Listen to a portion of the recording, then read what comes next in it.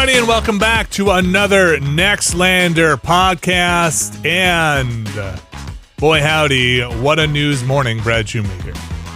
Oh, God. Putting me on the spot, huh? I am. Well, I feel like you have been head down in trying to gather the kind of debris from the Microsoft layoff news. And you've done a great job. Thank you for thank you. It's Thank a lot you. to collate.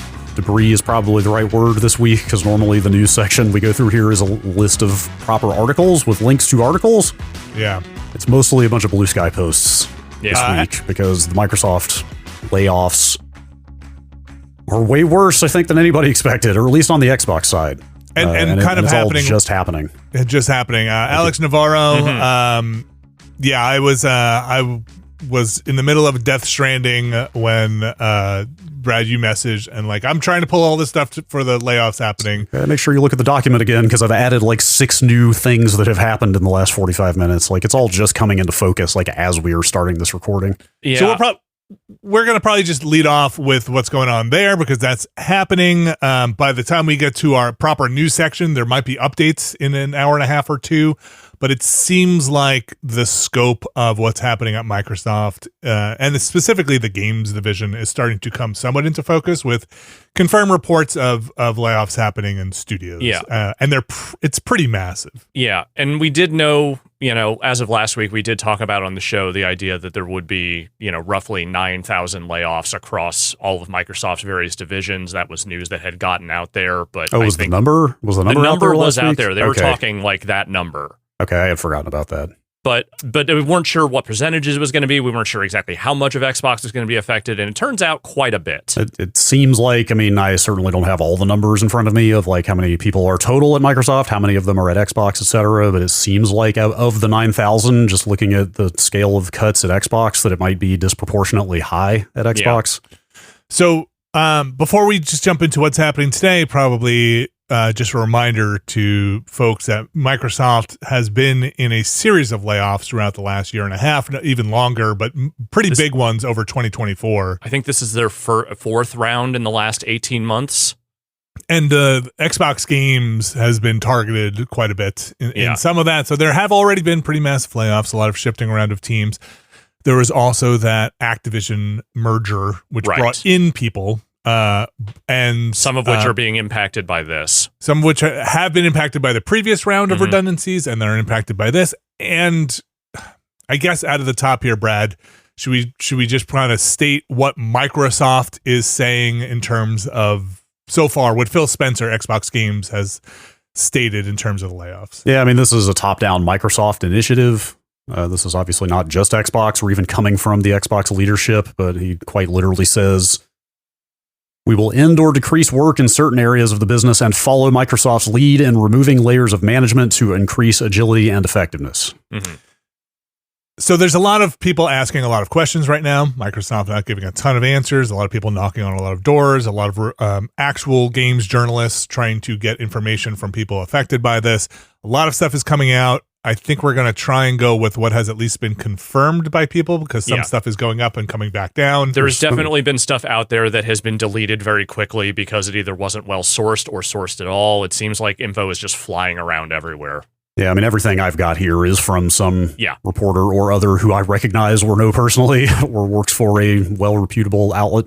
There are at least sources for these. And the thing that really sets this round of layoffs apart from the previous ones for me is that the fate of entire studios and projects is being impacted in a way that I feel like we have not seen before. This is a announced project. This is like a culling of their production schedule. Specifically, some stuff that's been in that schedule for a while. Some pretty big names are falling left and right here.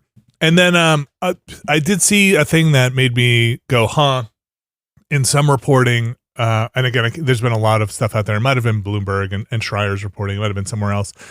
Intimating, and again, some of this is really just speculation and investor stuff, but that maybe inside the gaming division, there has been a lot of pressure since the Activision purchase to increase the profit margin. Because as far as we know, Microsoft, capital M, still very profitable.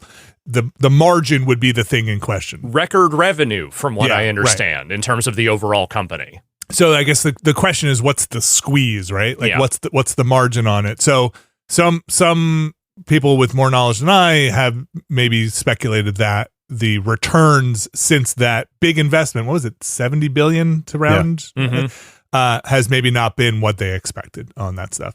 I did see, before we really get into the nitty gritty here, just another, let me source it to where it came from. Another story that said, well, it's gone because it's all Microsoft news, that younger folks are just not making as many game purchases as they used to anymore. And we've seen that. I think we've seen that reported before, but in terms of people are just playing the same games and investing time and money into like 5 games. Well, and again, when everything is an Xbox, nothing is an Xbox, you know, like when you can also get those games on a variety of other platforms, like the need to specify playing an Xbox on your home console is like almost nil.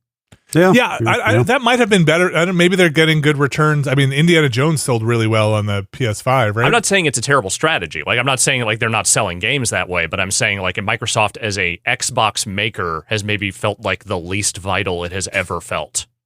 There has been some other stuff floating around out there. I don't know if you guys saw it. I forget somebody who is in the industry saying they're not sure Xbox is in the hardware business, really. Oh, that was, I thought about, God, that was like. Who was that? That was just randomly happened. Well, not randomly. I'm sure she was saying it, because she probably had some awareness of what was coming. I don't recall her name. And she was a former executive at Xbox.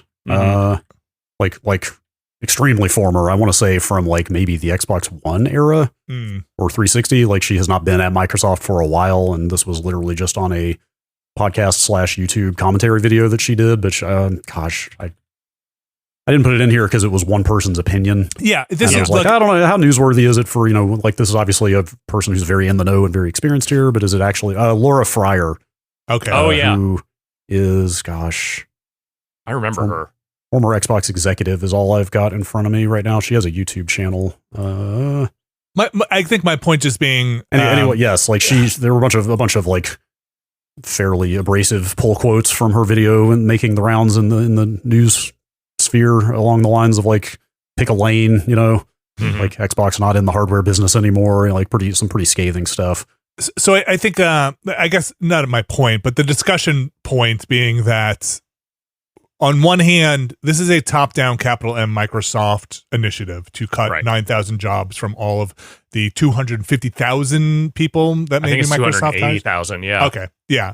But then also, what is going on? These are two thoughts to hold at the same time. What's happening inside the Xbox game division in terms of revenue and profit, right? Because if you're churning out profit and very healthy, I feel like you don't mess with that thing, right? So, and then there's Phil Spencer's statement, which, if you take it at face value, says we're trying to get rid of middle management or clear the way for the creatives to make games. Now, that all being said, let's just really talk about what's being reported out there in terms of closures, because it's a lot, and it sounds more impactful than we're getting rid of some middle management. Yeah, I mean, the one other thing I would say before we get into that is that they have already been slashing and burning on the product offering for a while. Like, what are we, a year out from, remember when they like retooled all the Game Pass tiers? Such that now the cheapest Game Pass tier doesn't even get you day one Game Pass games.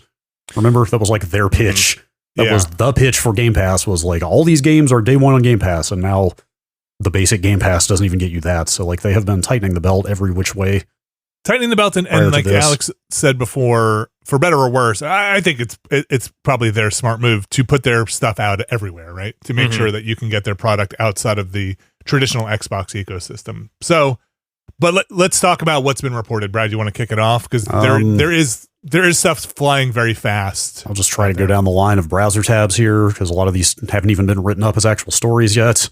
Jason Schreier reported pretty much right off the bat that King, the makers of Candy Crush, the big mobile division that came along with Activision, has cut 10% of its staff, which is about 200 people. Let's see here. Real quick, it's just worth noting King was the company, once again, that they repeatedly told the U.S. government, this is the real reason we're buying Activision. Yeah. Right. I was surprised to hear King is only like 2,000 people. But then again, like, mobile games print money without a lot of, I mean, that's why everybody raced to make mobile games, right? Because you can, if you hit big, you can make $1 bajillion per person for the amount of people involved in making a mobile game. Everwild has been canceled.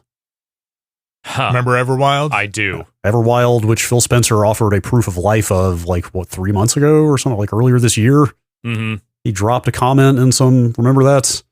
Yes. I forget whatever that interview was or whatever, where he was talking about games on their slate he was looking forward to. And one of them was like, and I've just gotten back from Rare and it was great to see Everwild in progress. And it's no longer in progress, apparently. Now that game was in progress for the better part of a decade, from what I understand. When did they announce that?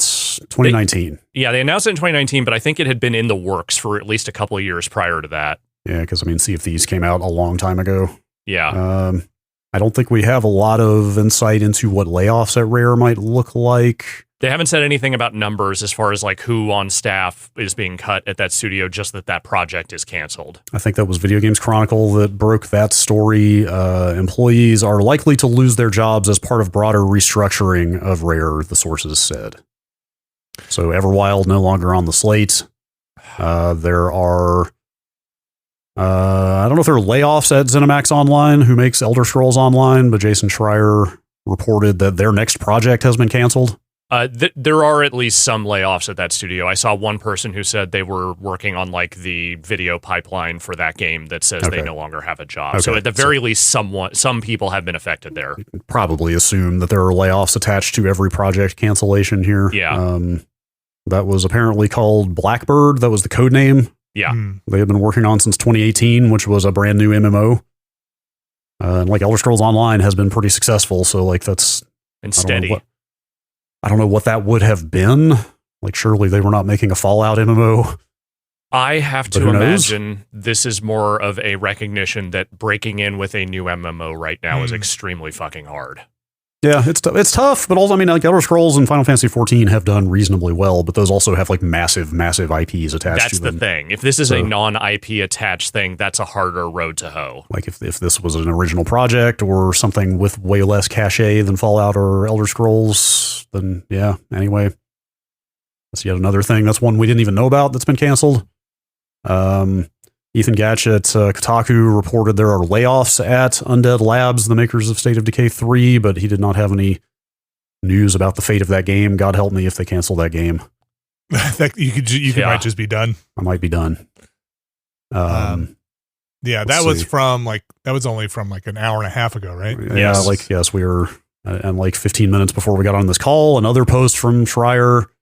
Many of Xbox's subsidiaries are getting hit by the layoffs this morning, including Raven, who is basically now a Call of Duty studio.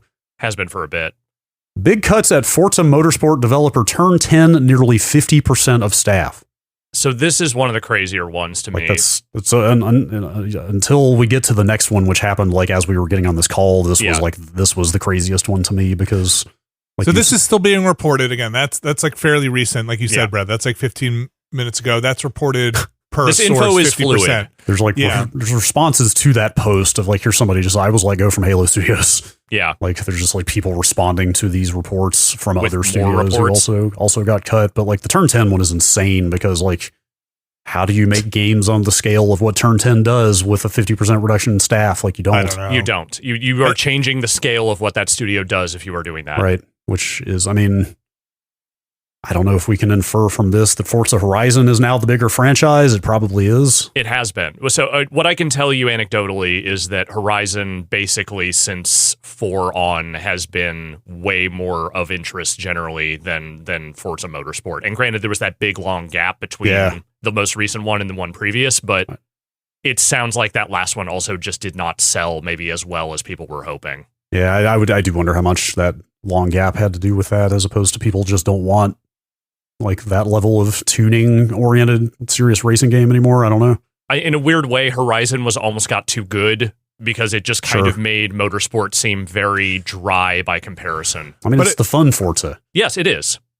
But I think there's something opportunistic to see how a proper Forza would do on a PS5. That would have been a really interesting test case to see if PlayStation owners would have taken over a Gran Turismo. You can't put Gran Turismo and Forza on the same console. It's like matter and antimatter. You put those things together, it's bad. Let's say half of your studio plus maybe some external porting assistance is probably enough to get that game out on a PS5. Sure.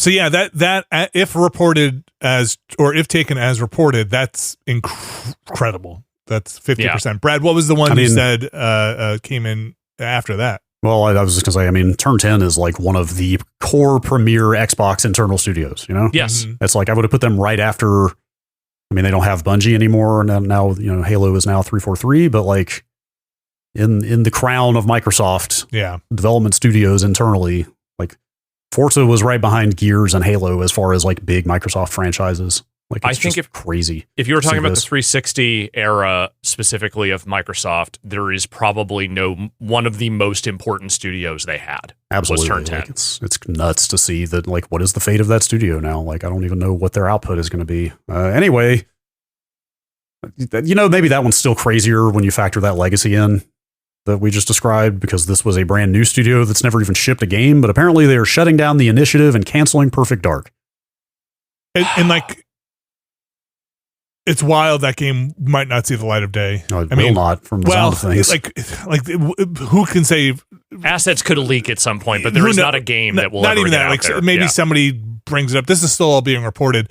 It's wild to me that with all the talk of that game, that it never sees the light of day. Like, it seemed like such a long, winding road for that thing that I almost, usually you have doubts when something gets that troubled, but for this remake, it seemed like such a priority. So initiative was who people, not really X anybody. I mean, it was a new studio started in Santa Monica.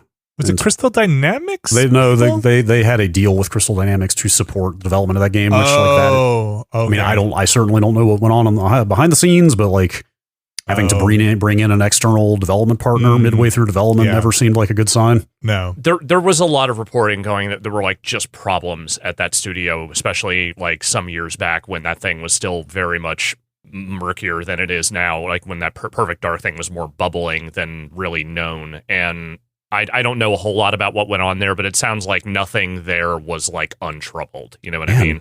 Remember they like, did they close their showcase last summer with the Perfect Dark reveal? Remember there was that big long... It was recent. Well, it was last summer. What I mean was like, I mean, it doesn't really matter, but I feel like, didn't they save that as their like, here's our one last thing? I think you're right. At the showcase last year, and then it was like a full on like 3 minutes of Perfect Dark gameplay, but who knows how real any of that gameplay was versus being a very like scripted, canned representative demo as opposed to the real thing. Right. The point is though, as recently as like a year ago, they were still very much being like, hey, Perfect Dark, like it's coming. Here it is. Like, this is one of our big things on the slate. Full on shutting down the initiative. Yeah. And ending the partnership with Crystal Dynamics. That was Windows Central reporting that. Feel like I need to just sit here and refresh my social media feed to see if anything else has happened in the last 20 minutes. I haven't seen anything new. I've been kind of glancing over just to see if anything pops up, but so far, no. And it's been reported, I think Schreier was saying some of this also, that obviously with something this big happening, it's been kind of chaos, you know, trying to handle some of these layoffs in studios, people finding out if they have been laid off or not through, you know, things being terminated, access being shut down or not. Kind of a mess out there. So as Microsoft releases statements, you're also getting people just saying, like Brad just said, I was fired, right? Like, so you're getting a lot of news coming out of confirmed sources and word of mouth here. So I have to guess that probably just about every studio at Microsoft is at least being touched by this stuff, whether it's significant or not. Yeah, I think that is probably a safe assumption. I will say last night there was a brief moment where Tim Schafer tweeted a picture of, I think a picture of him playing Clair Obscur, and it was just the "We Continue" thing screenshot. Sure. And then he immediately had to say, like, guys, I was just posting a screenshot. This is not a message about anything that's going on at Double Fine or anything like that. He was like showing like how much damage he did or something like that. I forget the exact context, but he had to quickly say, like, guys, this is not a secret message. Yeah, I honestly, I think it's probably just a delightful button prompt, or it's one of those like, that's like kind of up there in the like press F to pay respects realm of button prompts with interesting text attached to them. Like, he probably didn't mean anything by it, is what I'm saying. Yeah, I don't think he did. I'm looking at the slates here. State of Decay 3 is still on. Grounded 2 and Clockwork Revolution are like coming out soonish. Very soon. I'm trying to see. Man, Wikipedia editors are on top of it. Mhm. Oh, really? Like, I'm just sitting here looking at the list of Xbox Game Studios games table sorted by release date, and they have already removed Everwild and Perfect Dark from this table. I mean, which look, is like, I think that is on it, but also you could take a second. It's okay. Like, stuff needs, not you. I'm saying Wikipedia editors can take a second, wait for full confirmation. well, yeah. I think this is all stuff that has gotten significant reporting. Yeah, none of this is rumors. Everybody who has done this reporting is somebody who you can trust pretty implicitly. But it sure does make their upcoming release schedule look a little bit thinner. I mean, parts of that schedule always looked a little dodgy to me anyway, because we were talking about some games that have been in development for a long time, like that Perfect Dark, reboot. But at the same time, yeah, what do they have? Like, it's like a half dozen things at this point, right? Yeah. It's Fable. I mean, there's, like, I think you mentioned Outer Worlds 2. Yeah, right? Outer Worlds 2. We're talking about Grounded 2. I mean, basically, Obsidian stuff seems like it's on queue to still come out. Yeah, Obsidian seems to be doing pretty well at the moment. I'm sure the huge success of Grounded helped kind of raise their profile a little bit. I think we didn't mention this, but it's obviously the thing a lot of people are talking about. We talked a little bit about it previously, is how much of Microsoft's and capital M Microsoft's push and partnerships with generative AI and adopting of that has influenced some of these decisions. Nobody knows. People are asking. There has not been any statement. I think Phil Spencer certainly isn't going to say, yes, that is what is happening here. I think the closest you will get is some kind of, we are looking at technologies to ease the burden on creatives or whatever. Yeah. Well, so Microsoft company-wide has recently followed this trend in the tech industry of requiring employees to use AI in the course of their work, which has been going on for a while, to be clear. There were like some smaller tech companies were doing this like 6-8 months ago, where it's like, hey, if it comes up in your performance review and you can't show how you've been using AI to assist you in your job, you are going to get dinged as an employee. Which is a really just objectively insane thing when you think about it for more than a second. Real ringing endorsement of this supposedly revolutionary technology to improve people's efficiency and productivity and outputs, that you have to coerce them into using it.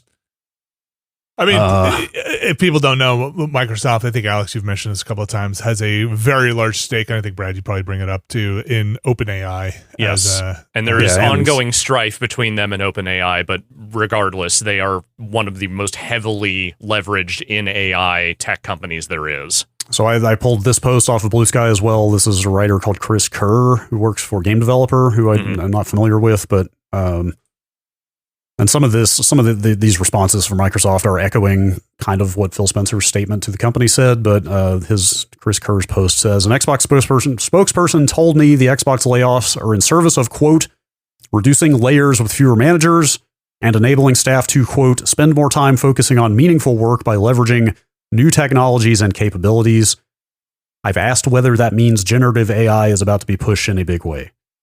He doesn't have any response from Microsoft. Well, they didn't offer a no comment. They have not. It sounds like they have not gotten back to him yet on that, and probably won't. But that certainly seems like a reasonable assumption in light of broader goings on at that company. But what does replacing layers of middle management with AI even mean for the course of your company? I truly don't know. Like, we are really approaching the looking glass here. I mean, like, I could see where you might do it. Depends what you define as middle management. But like, what is that guidance? Like, it's just it is a very sophisticated and unreliable like pattern matching machine. Like, what are you asking it to? So are a lot of middle managers, to be fair. Fair. Look, I don't want to. Yeah, right. I don't want to drag anybody whose job just may have been lost. But if you have a middle manager whose job is to collate data, that could be an AI. If you have I'm not saying it's the right way to go. I'm just saying somebody might see it as, oh, this AI can build out this data set as much as anybody else could. Yeah, granted, but here's the thing: 60% wrong. Here's the thing. Also, I don't feel like this is actually what we're talking about here, though, because a lot of these layoffs have nothing to do, from what I can tell, with anything related to middle management. Like when you're talking about closing down projects, for game studios. I don't think that has much to do with management so much as it has to do with we are just cutting numbers. Yeah, right. Like shutting an entire studio down is eliminating the entire stack of the workflow of a studio. That's not removing management. That's removing a whole division and project. Entire project. Yeah. Yeah. Right. Yeah. It's yeah.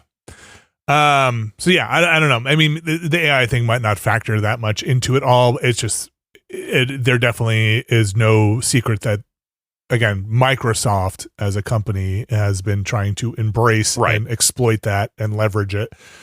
Yeah, I mean, it is fair to say, games get canceled all the time. As a matter of fact, I think from the little bit I understand from talking to game developers, way more projects get canceled than you ever hear about. Yes. Tons and tons of things get prototyped and spun up in a small way and then just shut down early on. That never gets announced. I mean, that's kind of the, I guess, big distinction here is that the games we're talking about were announced years ago. Right. And were from some pretty prestigious studios. Yeah. And we're getting a lot of money put behind them and that kind of thing. We don't have to talk circles about it, but I think the flashing red light there is the Forza stuff, right? That is a thing that I guess I assumed you guys mentioned it before, but it is a showpiece, right? Even if you take a little bit of a loss on it in a year, you always have your Forza, right? And even if Forza Horizon winds up being the team that walks forward with the Forza brand instead of Forza Motorsport, I feel like Forza Motorsport is a thing you're just proud to have, right? Like you're, but I don't know. Maybe, but that franchise has been in the woods for a while. Maybe the last game did, I think, fix some of the things that people were mad about from the previous one. But it took them a long time to do it, and I don't think it hit the way that Microsoft expected it to. Yeah, I agree with you, but also pride does not pay shareholder dividends. There's also that. Absolutely, and I don't actually know what the makeup of Turn 10 was at this point, right? People could have been shuffled around and left and gone over to different teams. I do think that the talent there had changed over pretty significantly from certainly the heyday of Turn 10. But whatever the case, I think this is very much an indication that they are looking hard at the numbers and they're saying if we're going to make Forza, it's going to be Horizon at this point. Yeah. Yep. It's brutal, man. This is just way beyond anything I expected. I expected there to be significant layoffs within the Xbox division, but I really did not see this level of project cancellation and studio closure. I didn't think there would necessarily be. I thought maybe a studio would suffer this, but it seems much more broad and much more intense than I would have ever guessed. Yeah, and just kind of especially on the heels of all the other layoffs, right? Mm-hmm. Again, this is their fourth round. Yeah. Since the buyout of Activision happened. Yeah, this feels like a bigger contrast on Double Fine's apparent decision to maybe go back to some smaller projects. Mm-hmm. I was kind of speculating coming out of Summer Game Fest that Keeper looks like they're kind of pivoting back to their multiple teams, smaller games kind of thing after maybe a little more Amnesia Fortnite focused. Right, in a way that maybe lets them survive with more staff. I'm just guessing here, but that can't have not been a factor in their thought process. I would think so. It's hard to keep in mind, but I was just thinking about, there's the Microsoft properties, but obviously now all the Activision properties are also Microsoft properties. So your Call of Duties, your, all their Blizzard properties, your Overwatch 2s, your, all the stuff in there too has to report in now, right? And justify its existence. I mean, look, this is just me taking a top-down view here, but I feel like if you were one of those studios that was bought during that wave where Double Fine and Obsidian and Ninja Theory and all of them kind of got siphoned up into the company, at this point you are looking at Obsidian and you're saying, how are they staying kind of top of mind within the Microsoft structure? Because they do have their bigger games they're working on, but they also, they put out Pentiment, they have put things out there that have not been super resource intensive in terms of manpower and pure horsepower. And they have continued to stay relevant and stay, in the public consciousness in a way that I think you can't do if you are a studio that is working on a game for 8 years and that is the only thing you're working on. Yeah, totally. Pentiment, very accomplished, grounded, surprise smash hits, Avowed, extremely good. Yeah. Outer Worlds 2 looks pretty solid, they have really been prolific. And they must be turning a profit on those things, right? They must have a team size or at least a pipeline that they feel comfortable not touching. Yeah, I mean, Pentiment was not made by a lot of people at that studio. It was a fairly small project. Yeah. I wonder how Arcane's doing. I mean, that's a good question. I mean, yeah, that was the one that somebody posted and then immediately deleted a post about getting shut down. Yeah, there was talk of that. Like, so there was a rumor going around that Blade game was going to get canceled, but there is no reporting on that confirms that. So I would say that is probably very firmly in the realm of someone speculating. Yeah. So my memory's terrible. Well, but what has Arcane's output since Deathloop Redfall been? Was Deathloop nothing since Redfall? Okay, so they've been. That was like 2022 or 2020. Redfall was or 23. I want to say that was 23, and then Deathloop was the year before, right? Okay. Deathloop was 21. 21. Sure. Okay. And they do have two studios, right? It's Leon and it's is it Austin? Austin. Well, oh gosh, Austin got shut down. I was going to say, didn't it fully get shut down? Or I think Austin might have gotten shut down. I think it was entirely cut, right? Again, trying to keep track of all this shit over the last 18 months is kind of crazy because May 2024. That's right. That's right. Austin got shut down in the wake of Redfall. That's right. So it's just Leon at this point. Yeah. Man. We have talked about this a lot as one of the big consolidation problems as well, or concerns. And personally, I'm editorializing as a problem of a million studios being on one boat, right? And then when the boat takes on water, you just start losing studios. Now, personally, again, my editorializing, could those studios have survived alone? I don't know. Maybe there was no option for them to survive without. Maybe not in this current market climate. Yeah. Yeah. So it's not like, well, they should have just not gone on board or been absorbed. That might not have been It's an never option. That easy. But you do run into these problems where now you have all these studios with all these disparate properties that wind up being under the influence of a 9,000 person layoff at a big company like Microsoft, right? And kind of having to justify its existence and be answer to some, like, I don't know how things work in Microsoft, but we've been in companies that are fairly large, not as big as Microsoft, but CBS, fairly large company, where you wind up getting directors that feel like they are not related to what you do at all. Right. Right. You're like, why is this? Every division's been asked to cut 5%, right? It's like just kind of like spreadsheet style. So I have no idea if that's happening here, but it's just kind of a knock-on effect of things like Arcane, Bethesda, id, like you said, Ninja Theory, all these studios, Double Fine being part of Microsoft that somehow get touched by Microsoft needing a larger profit margin somewhere along the line. Yeah. It's a wild industry at this point, not with fewer and fewer big players in it. Stuff happening. And those bigger players are becoming increasingly capricious about whether the thing you are making will ever make it to light or not. Yeah, and I think as the tastes of the player base change, and we talked about it when we started this conversation, there maybe there are fewer big games making more of the money. That becomes, you take safer and safer bets. You don't give studios a chance to develop new products, right? You go with what works. It's rough. And that's how you end up in a very stagnant place when that's the case, because you're not allowing these teams to stretch their legs creatively at all. You're just looking to make things that are, going to be what you consider to be guaranteed hits. Now, I don't necessarily think that's where we're at all the way with Microsoft with all of this, but I do think that the projects we're talking about canceling here, it's a mix. Like, Perfect Dark is a franchise of some note, but from a very long time ago. And the reality is, I don't actually know what kind of numbers that game would have done. Like, is that a thing where it's just like, you're trying to do this for the fans or what? Perfect Dark has never been the biggest deal. No.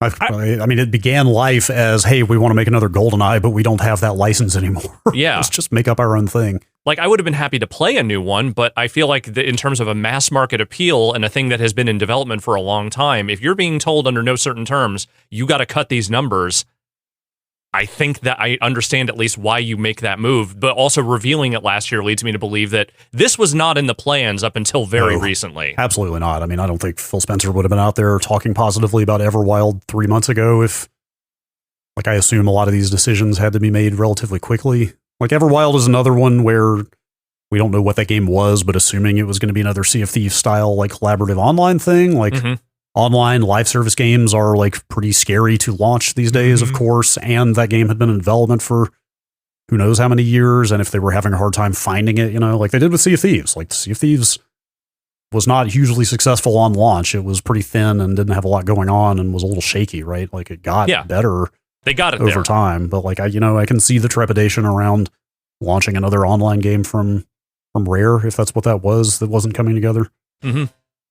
At the same time, if you are worried about prestige at all at this point, Rare is a team you don't touch.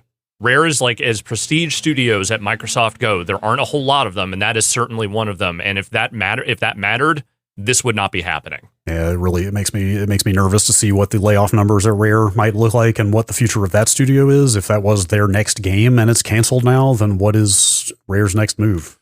I think I'm not sure how much more there's to say about this, but I am curious to see what internally, because we just talked about all of the studios and you guys just mentioned a bunch more, like what their centralized development processes are, even after bringing in Activision, right? Like how much shared resource do you have inside for all of these studios to leverage and use, like engine work and and do you push studios to kind of consolidate and be like, look, stop reinventing the wheel, go talk to the guys at Bethesda, like, like they talked about that when like it was like the day the Bethesda deal closed, I think. And they had that round table where they were out there saying like, well, now we've got id. So like, like id's legendary engine technology is something we can leverage company wide, but like then everybody moves to Unreal. It's basically been, well, I understand that. I mean, Unreal is just so much more robust as a broad development platform. And you can hire people who know Unreal. Right. Like Machine Games is, I think, the only, like, isn't Indiana Jones the only other,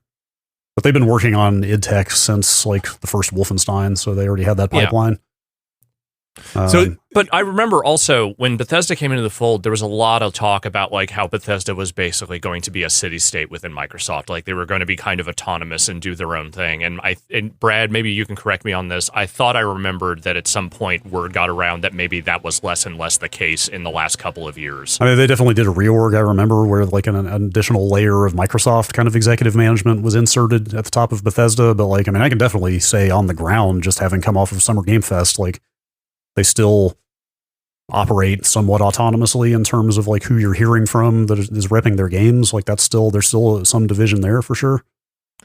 I feel like you operate again, this is just me speaking from some experience. You operate independently until you're not making money for somebody. Until it's not feasible anymore. Yeah. I mean, that's been the story over and over. Like Starfield was shaky and then that reorg happened with Microsoft coming in, right. Destiny has been lost in the woods and Marathon is in trouble. And like all of a sudden you're hearing rumors that Sony is threatening to take direct control of Bungie. Like that's EA, who are the Battlefield folks? DICE. Yeah. DICE is kind of the golden child until it's not, right? Right. Like, and like, Battlefield prints money until it doesn't. Right. And then, you have to have new leadership. So yeah, we'll see what happens. Again, this is probably more stuff is coming out as we speak. There's a decent chance we'll have more to say on it on this exact podcast, depending on how things go for the next hour or two. Yeah. It sounds like it's been a messy process with people like just having meetings pop up on their calendar. We're getting locked out of Slack. Like sounds like the informing employees part of it has not been the most efficient.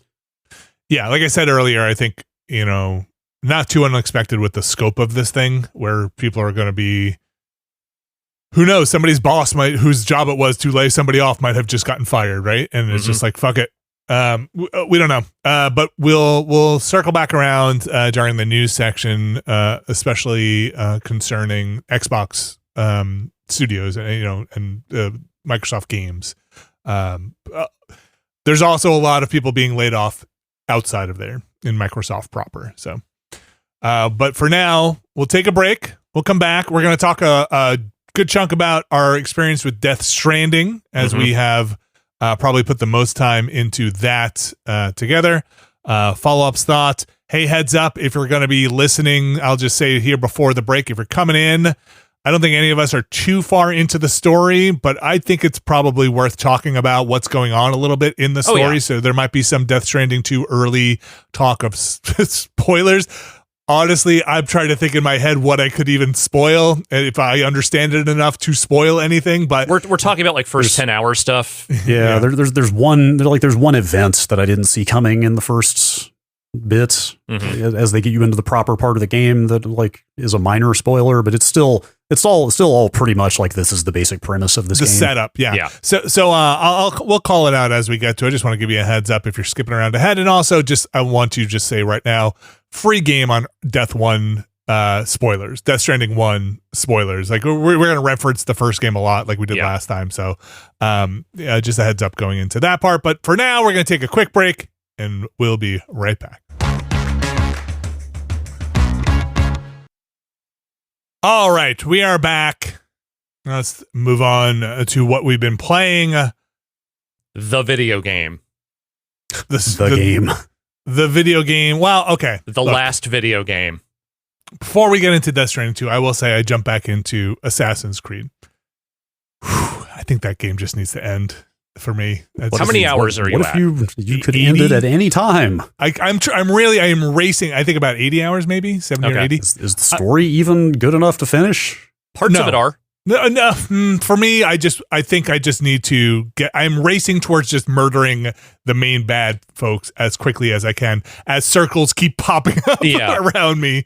Let me rephrase that. There are certain individual stories I think are good within the context of that larger campaign. I think most of the ancillary storytelling is fairly bad, and I'm going to say at least half of the targets I have killed in that game have been entirely on accident without realizing they were part of some larger plot. That's right. So that's what I'm getting. Sometimes I'm just running towards a thing, and in a base will be a target. I'll kill it, and it'll pop up a new circle where I was like, I thought you were the main target. Shit. No, it's just like, this person seems related to some underground. You're some kind of corrupt daikon. I don't know what that means. Right, all right. Exactly. I think that's one of the ones. Yeah. And I only have the last person on the wheel before the last big bad in the Shinbaku. Is that who is the one with the like dog mask? Is the last person there. So I don't know how long that chain is. Anyway, that's just say I'm trying to get that one done. I don't know what happens after I beat that big main circle. Maybe there's 10 hours worth of game. My understanding is there is more because it's one of those, it's like Odyssey where there are, I think, multiple endings and they all kind of feed into a larger ending. All right. Well, we'll see. That's Assassin's Creed 2 that's happening in the background. I would like to finish that game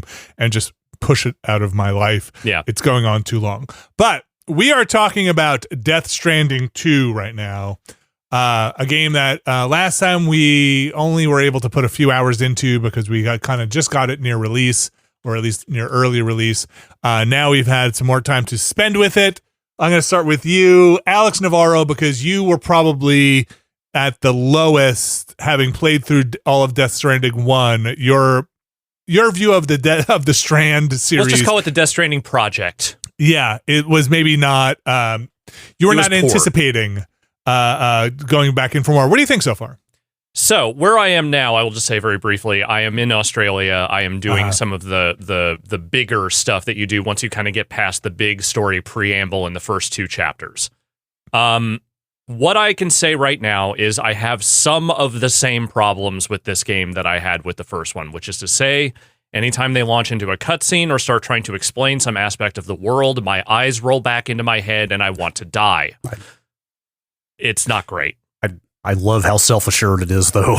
It believes in itself. I'll give it that. I'm not going to say I love the story so far. I'll wait till you call on me to get into my real feelings. But I do love how hard those cutscenes go, even as I am unsure if I'm on board with what the cutscenes are communicating.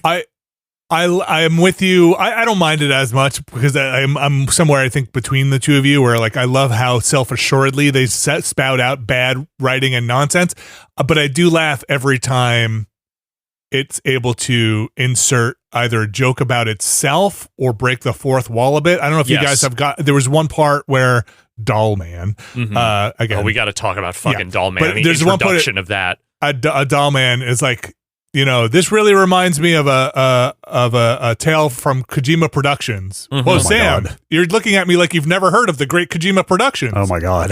And I was like, oh my God, Doll Man. Anyway, stuff like that where you're like, okay, that's kind of funny. It's all incredibly on the nose in a way that at some point you just have to admire how shameless Kojima can be. Yeah. I feel like For example, sorry, I guess I'm just derailing the conversation here. That's okay. Like, okay, the spoiler, the main spoiler we will get into here. Yes. Because This is going to be the spoiler warning. This is your warning. And again, this is all stuff that happens in the first 10 hours of the game, but like this is still a story spoiler. This is prologue stuff, but I didn't know it was coming.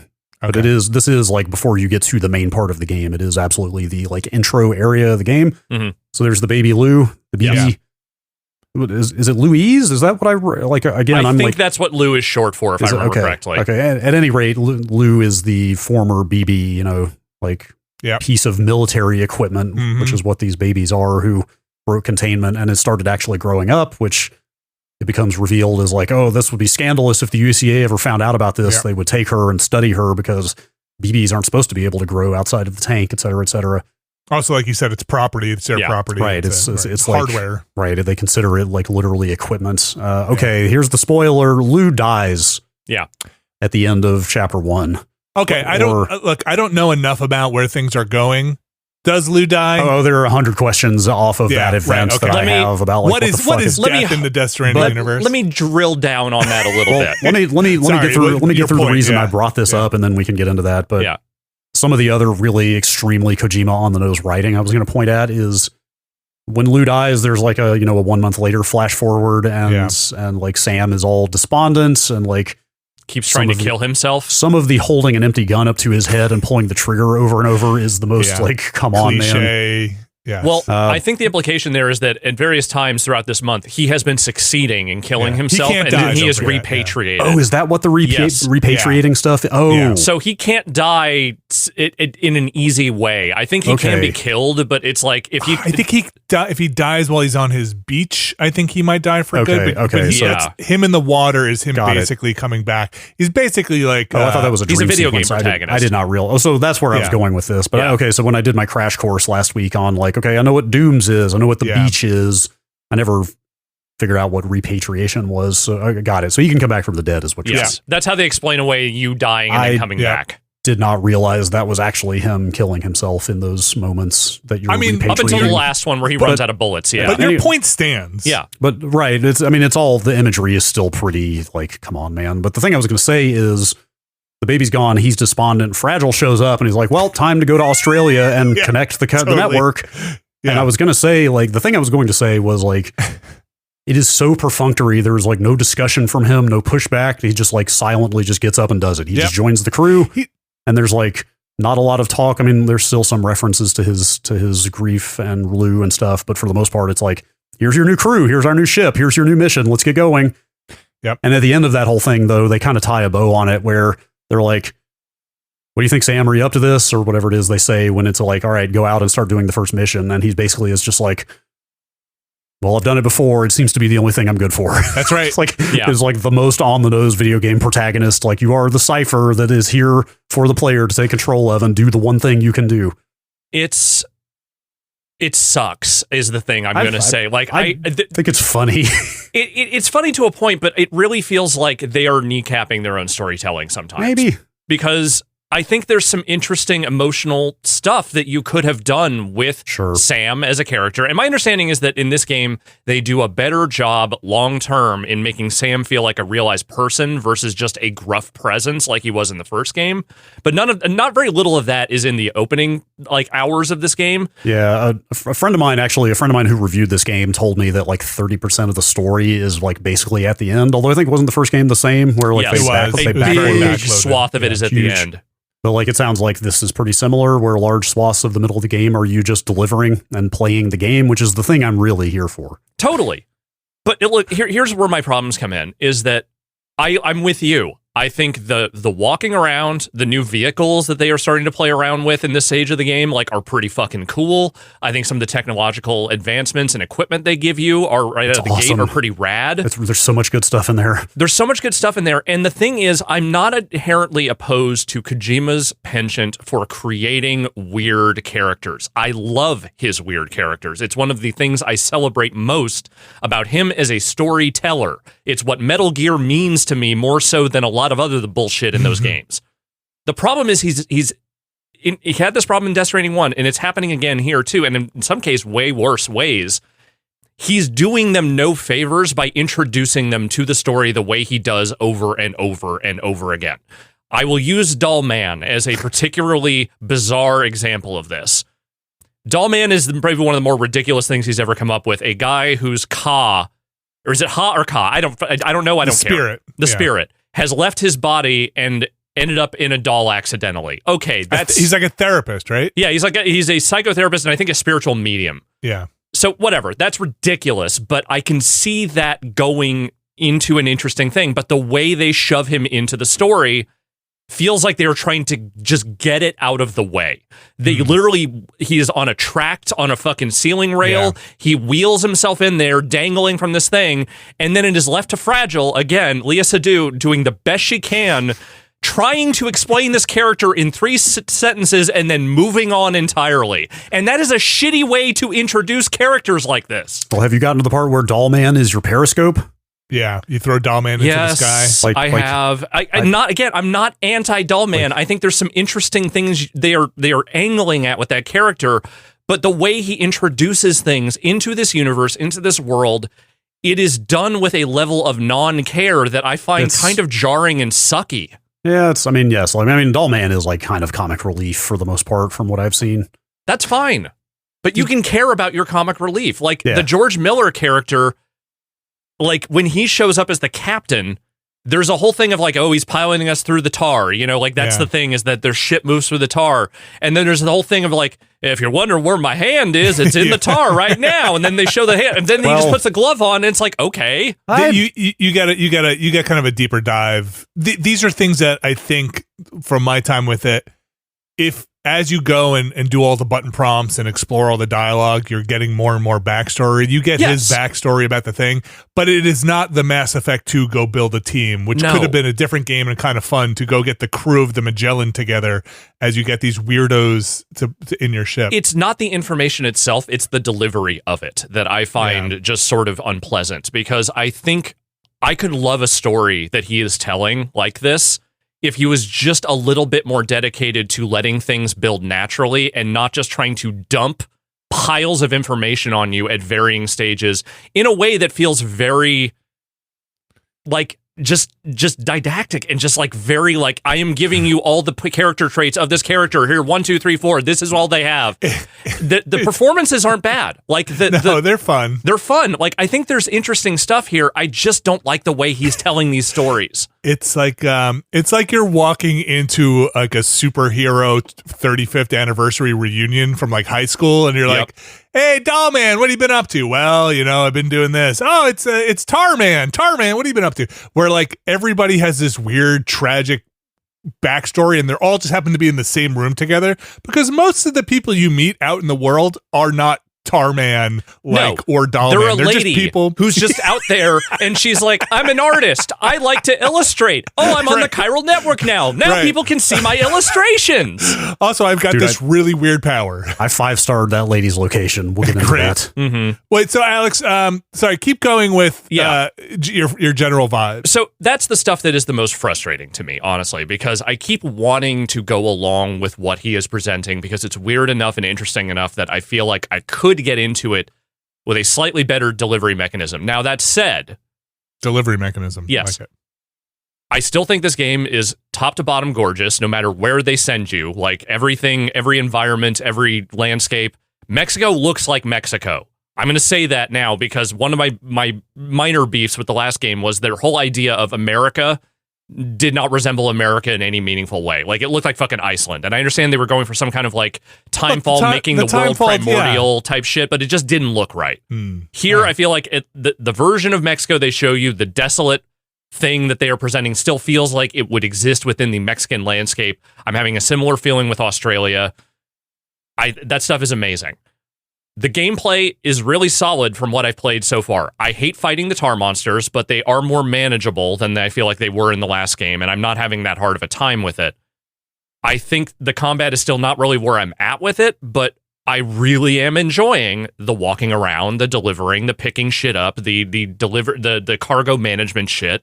I think all that stuff is still really solid, and I don't know, like, I want to like it more than I do. I am liking it better than I like the opening hours of Death Stranding 1, I'm just not all the way there with it because I feel like they are just falling back on some things that I really don't enjoy.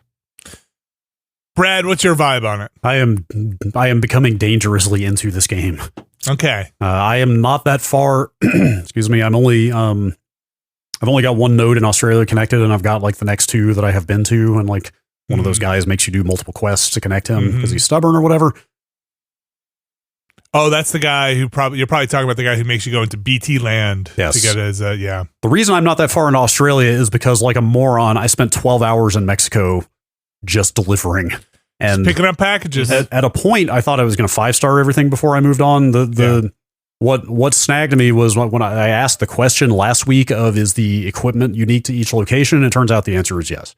Yeah, okay. Like, it's yeah, not that like, makes sense. They have dialogue for it. Right. And in fact, you can go into the corpus and look at each location, and there will be a little tip about what the big good item is that you'll get at each location. So sure enough, as soon as I got that tricycle. Yeah. In fact, I did a little bit of it when I was on foot, and thank God I didn't spend more than an hour or two doing it all on foot because it would have been impossible. But once I got the tricycle, like I had a real route. I had a real loop going through the whole map. Did you build some bridges? Not a lot of bridges. I built a couple of bridges. There were a couple. There were some bridges around that helped quite a bit. Hey, I made strand connections with you guys. Did you see that? No. Did that show up at all? Okay. No. All right. I'm not sure I noticed that. Although one of the many things I unlocked grinding out all these location deliveries was what do they call it? It's not a patch on your backpack. It's an accessory. Is that what it's called? It's the other category of thing you can attach to your backpack that has like gameplay relevant stuff. I got one from the Boca. Yes. That shows the location of other porters on your map in real time. Oh, I didn't get that one. That was like a 5-star one? That might have been like the 4-star reward for it. So I think the artist is the only one I actually ended up 5-starring. I got pretty close on a couple of the others, but at a certain point, like they just don't respawn the cargo fast enough. Like I got really basically at like 10 o'clock last night, I was like, okay, I cannot sit here continuing to grind this out. I've got to see more of the story in this. You can get I forget the acronym, apps or whatever, the like one that is the actual RPG mechanic where you drop points into. Did you guys open that thing up? Yeah, you don't get that until you go to Australia. So there's a note on there that lets those delivery quests refresh faster. Really? Fuck me, man. I mean, but that's another thing. I don't want to sidetrack you, so put a pin in where you are in your head. But one of the weird things is I think those nodes also open up the same way your experience, your leveling up goes. The more you do of a certain thing, the more nodes open up in that direction. I think that's right. So you spent a lot of time in the founding Mexico area. I was definitely questioning the amount of time I was enjoying it, to be clear. Like it was really like, I was just in my element. Maybe I like trucking games more than I thought. Because I was just enjoying finding routes around that landscape and finding stuff and taking it to its place. Yeah. But I got level 2 blood grenades. Okay. I got a lightweight MP rifle, which is like a small instead of a medium. And did you get that?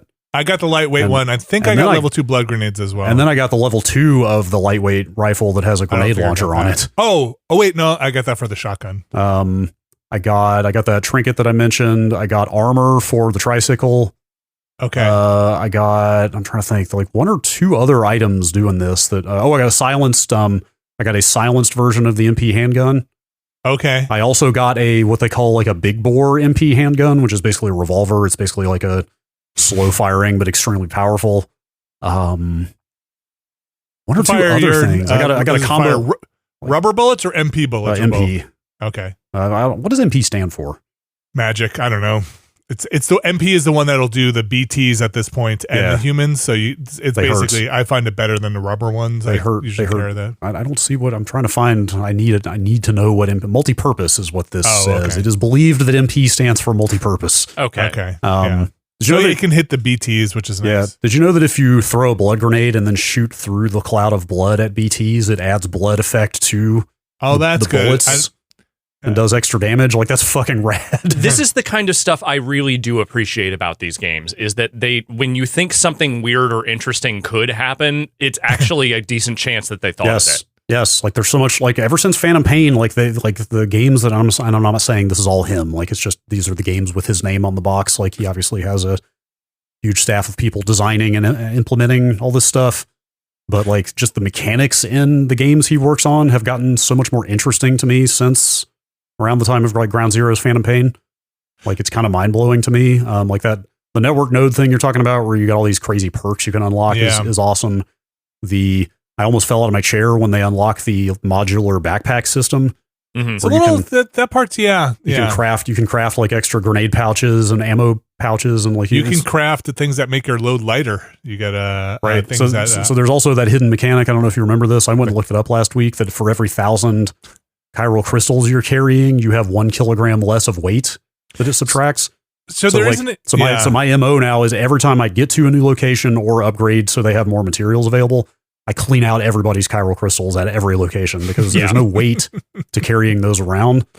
So I have like 14,000 of them right now, and like just going up and up and up because that reduces your equip load. Like there's so much going on in the mechanics. But you do have a height stack load for your back, which regardless of the weight, you will hit the. So for me, at this point, it's less the weight and more just how high especially when I get those big like resin containers that just stack super high. Yes. Also, I'll say real quick, just defending my time grinding here. The last thing, the artist is the only one I 5-starred because she was just easy. There was artist gear fucking everywhere. Mm-hmm. She only gives you customization colors. Yeah. But the 5-star reward was enough to allow me to turn Dollman into the Joker because I got purple and green from her. Purple. Oh, wow. And so Dollman is wearing a Joker suit now for me. Great. Fantastic. You might as well already be the Joker, so you might as well just stop playing. How much further could you go? This game seems pretty good. I think where I am now in the game, I hit the point where it felt like the part we always talk about with Death Stranding 1, where you're just doing the deliveries. Yes. Like you're just... the gameplay is the star for this section. I've got the truck. I'm on the roads. I'm like... There are new things in the game. There are new delivery mechanisms in the game that you're hooking up to bring. I don't want to talk specifically about them if I don't have to, but things that make the resource gathering different than it was in the first one, because mass resource gathering in the game different than it was in the first one. So right now, that's good. I'm like loading up that truck. The thing I don't love, and maybe this changes later on, I wish there were shared. If you deposit 8,000 metal in one place, I wish you could draw it from another place. Yes, that's the thing. Yes, that sucks. Although I just take that as table stakes here at this point. It's like, they've made their decision to make that management shitty, and I'm just gonna have to live with it. The thing I would take is just like each individual location within a sphere of influence. You could just magically use those resources anywhere near it, like within its zone or whatever. Because like you can't upgrade like somebody else's like watchtower or generator or whatever unless you physically have those resources on you, and that sucks. Especially when you start getting into, this was the same in the first one, the road pavers, where you're just like, you're on a road and it ends and you're like, oh, the paver's right there. I have this stuff. I have to go turn around, all the way back. Yes. It's like it's the one oversight I feel like I found in a game where the like quality of life and general accessibility of the mechanics is so much better than the first game, with like those pop-up menus and all the auto sorting and like on and on. But it's this one thing. It's just like, they should just make it so that when you connect a region to the network, you can use any of the resources in that region's like home base, at least, to upgrade. Maybe that it could be a thing that changes. I've been surprised with some of the quality of life stuff. I would not be totally shocked if at some point they're like, oh, you can call in a drone or like an automated thing to bring in the resources. Honestly, everything about the progression ramp in this game feels like it is just designed to slowly remove or lessen the frustrations with stuff like that. Like everything about the ammo and grenade pouches, or like, oh, now your scanner goes twice as far. Oh, now you can make it go even farther if you use a tighter beam. Right. Like you name it. Like anything that feels like a frustration early on, they're probably going to roll out an upgrade to make it better at some point. I hope so, because I still, I'm chewing through parts of it. I'm in the loop now of just doing a lot of deliveries, because every time you go through a place, you always wind up finding a bunch of packages on the ground that need to be returned back to the other place. Right. And like you make your route and you're like, oh, okay, I just got here, but now I'm turning around, going back the other way and doing a thing, paving over everywhere. The game does interesting things where it often lets you feel like you are the last step in a bigger world. Yeah. So this has happened to me multiple times with the pavers, where it's like, hey, this just needs like 200 more items. I'm like, Does everybody's always need 200 more of an item? My guess is that that's all like sort of biased algorithmically. I don't think they're faking it, if that's what you're saying. Like, I don't think they faked putting 90% of a road there for you to finish. Although maybe in that case they did, but like, my recollection is they only did that with the first road that you encounter in the last game. Yeah, actually, I bet there's like underlying fakery if nothing else is there. You know what I mean? It's like, because they need to plan for a time 5 years from now when nobody's playing this game anymore and still make it populated with stuff. And I'm sure they're tutorializing some things, but roads do still appear. Boy, I can't go 2 seconds without hitting. There are a lot of people playing this game. Yeah, yes, I don't know if I've encountered a lot of equipment on my journey. Charging stations, yes, supply like requests. every like clutch, like perfectly located generator or ladder or bridge or whatever. Like I like crazy, but they all have what appear to be real people's PSN names attached to them. Seemingly, yeah. And people are putting their signs all over the roads and everything like that. So you're driving through. Like I love all the sound design attached to, like, every time you cross somebody's sign, and like just all the sound design in this is so great. You do get to a point later. I will say this is maybe a bit of a flaw. Okay, I was playing and my son was watching, and at some point you establish enough of a network that this happened in the first game too. Other people start making deliveries, NPCs you see on the road, like porters. They're walking around. Yeah. Oh, no shit. Yeah, cool. This was in the first one too. So, okay, I guess I never got to that. But non-hostile porters, right? And you're not supposed to mess with them. They're just making deliveries, but they freaking walk down the middle of the on ramps into the deep dugout basement bases, the ones you drive down into, or if you're taking the trike or something, you drive down into, and it's the one that gets littered with everybody's sign. They all put them out on the exit so everybody drives through. Because everyone's got like those requisition requests and stuff out there. Oh, just like the thumbs up, you're doing great, a giant and holographic duck, whatever it is. And they walked out. I just ran right over a dude. Just like, dude was like right in the middle of all those signs. And it's like, whoa. Do not hit the porters. Like, these are your friends. And he wasn't dead. He was just knocked out. But we're going to ding you a bunch of likes for hitting a porter. They need to go to the side of the road. That's what I'm saying. Do you get, what is it, just likes that you get penalized? It said we dinged you a bunch of likes, yeah. Is there a grand total cumulative like tally? Not that I've seen. I'm sure there is something in there. You can see how many likes you have. Is that your one likes? Like, is there? There's when I check your profiles on the Strand, I see how many likes you got. Interesting. Does that actually do anything? I wonder. Like, it feels like ripe for another hidden mechanic of like, being over 10,000 likes gets you 5% more stamina quietly or something. I don't know. I mean, it's so silly because you have a like timer when you're over something to jam as many likes as possible, and you can extend that out with perks. It's very silly. Mm-hmm. But where I am now, I'm back in the Caravella delivery system. Yes, that's exactly where I am as well. I'm like making the roads. I'm doing this. It's like, yes, like you said, Brad, you're making your route, your circuit. Basically, I don't use the planner much anymore. I found the route planner. Yeah, I found it takes too long than me just being out on the road and mostly just doing it when I need to. Yeah, and it's a little too hard to tell from the topography of the map, like where the actual obstacles are going to be. It's like, I actually routed myself right over a cliff that I have actually no good way to get around. I think if the game let you put 2 points down and then said, navigate me through the least treacherous or flattest zone or something, something, I would use it more. But when I'm planning it out myself anyway, I might as well just hit the road, use the compass, find where I'm headed. And then if I hit really rocky terrain, now I just throw Doll Man up in the air, or I just open the map and I map it there. I do think it's useful to at least put the points down of where you think you're going to go, because that does at least give you a bearing and a thing that you can scan toward. But like the actual route planning, I feel like I rarely use the exact thing I put down. I do. Well, there are some elements to the navigation I wish were better. Like, I wish there were some kind of compass. Like, the game feels like it really de-emphasizes cardinal directions. Like, you can see them on the map, but they're not really. You hold down L1. Does it show them? Does it show like actual like north? Yeah, it'll show like on the holographic thing that comes up. It'll show. Oh, is it only when you're spinning, like when you're facing that direction, you'll see it? Okay, that's why I never notice it. I need like an absolute always on screen thing. The other thing is like they just need some. I almost mentioned this last week. They really need some like better drop shadow on the floating text, or they needed little cards behind it or something. Like, a ton of the stuff that you scan over to read in that game that just floats in the environment, like, depending on what's behind it, it can be extremely almost impossible. And there's a lot of it. It can be almost impossible to read a lot of the pop-up text because of contrast or text stacking on top of text. My biggest thing so far is mostly, it's the plus and minus of this game.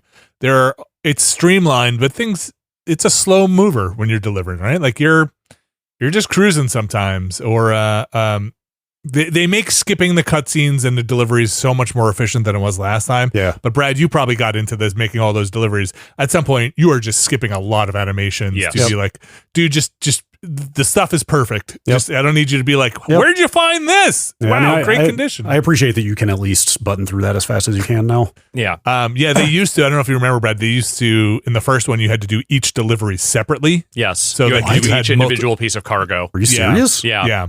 Really? Yeah. They would show him like sliding it in each and every time. Man, I doubt I'll ever go back and play it, but I kind of want to look up a list of what the director's cut of the first one added, because it sounds like at least some of these improvements Came out of that, got rolled in there.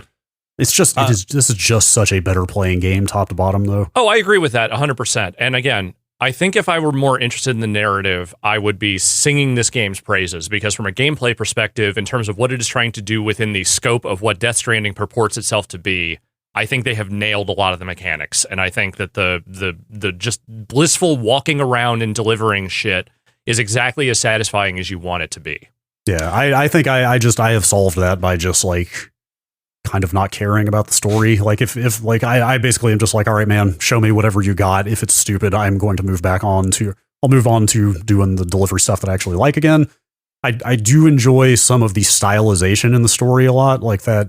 Some of the directorial choices I have liked. That's exactly what it is. And in fact, that's the stuff I'm probably enjoying the most. Like that big scene with Dead Man is kind of amazing. It's great. Where he is like, it's basically a giant exposition dump of like, I need to explain to you what's going on in Mexico and what a plate gate is and how we now have access to Australia.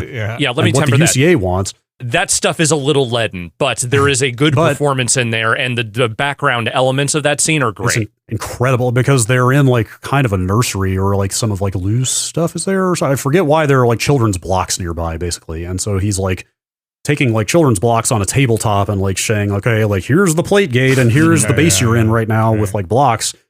But it gets all, and this is a recorded like hologram of Dead Man telling you this stuff, but it gets like super augmented reality, where it's like, he's talking about how they tried to sail ships around the world to get to other continents, and then the surface of the tabletop he's on turns into water, and the little rubber duck like sinks into this fake water. You know what I mean? It's like all the AR stuff around him showing you the reality of the larger world of Death Stranding out there is like incredibly well directed.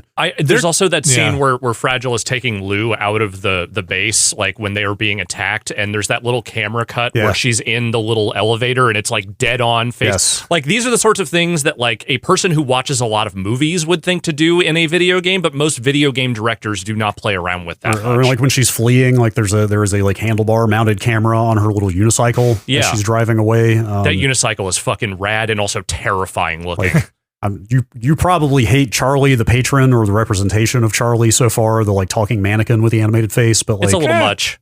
But I did enjoy that part of the intro to the crew, where the hologram of the president, kind of like the camera goes in real tight on the mannequin, so you can't actually see the president appear behind him. You know what I'm talking about? It's kind of a subtle thing. No, that was a neat little trick. Right, like they pull the camera out and then he's there and walking around, and then they push back in on the mannequin and he just becomes like silhouetted by it and vanishes. Like it's some just interesting camera work.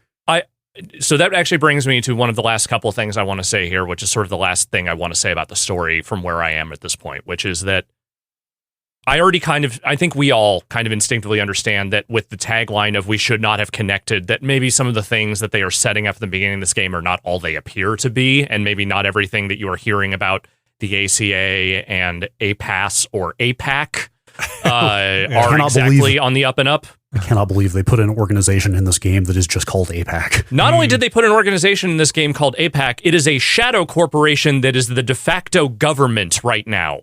Mm-hmm. So do with that what you will. You know, I mean, a lot of this stuff is pretty on the nose, but, you know, it's dealing with privatization of government services and, like, reservations about potentially building a surveillance state unwittingly. But it's also doing a thing where, by virtue of them feeling like like Sam would ask, hey, what does, the ACA get out of all this? Like, am I really just extending the borders of the American country versus UCA? or UCA, by doing something, that sounds innocent but isn't.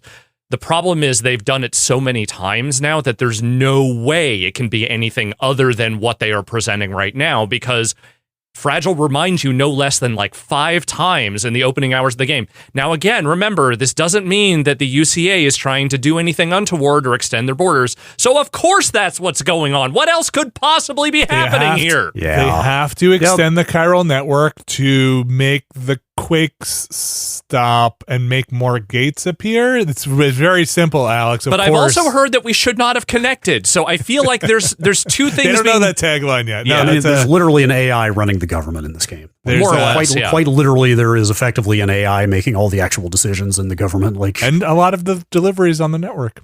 The story stuff has been.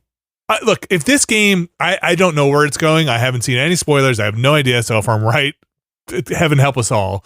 But I could see this game being some allegory for a video game world in a way where it's just like Sam is such a cipher protagonist. Like, I think, Alex, you mentioned this last time, and I've been thinking about it since you mentioned it, equating this performance to the Kiefer Sutherland performance in Metal Gear, where he mostly just talks during the cutscenes, and then he doesn't do any of the in-between dialogue, really. Except unless when you press the big dumb button on the controller and he says, "Hey, right, I'm Sam." So you get a lot of Norman Reed, or you don't get a lot. You get some more. Norman, I feel like, in the beginning of this game than you did in the beginning of the last one. Yeah, but also if you look at like Norman Reedus's comments about Kojima, like you see him going like, "This man is a genius" and stuff like that. Like Reedus seems way more on board to just.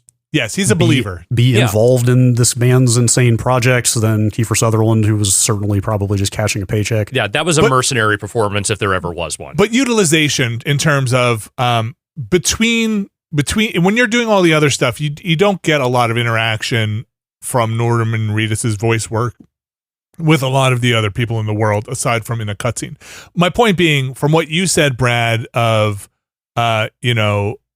him just taking on this mission because it's the only thing I'm good at, and the performance stuff, he really is just a player cipher of just looking at the camera and shrugging, being like, "This is what we do. We port." So if this game winds up being some kind of world that is in a world within a world, with the Stranding is the end of some metaphorical development cycle in video games, and Kojima bringing it around to be like, the world of development has changed and Strand is something, and whatever is happening and automation's happening, sure, I'd believe all that.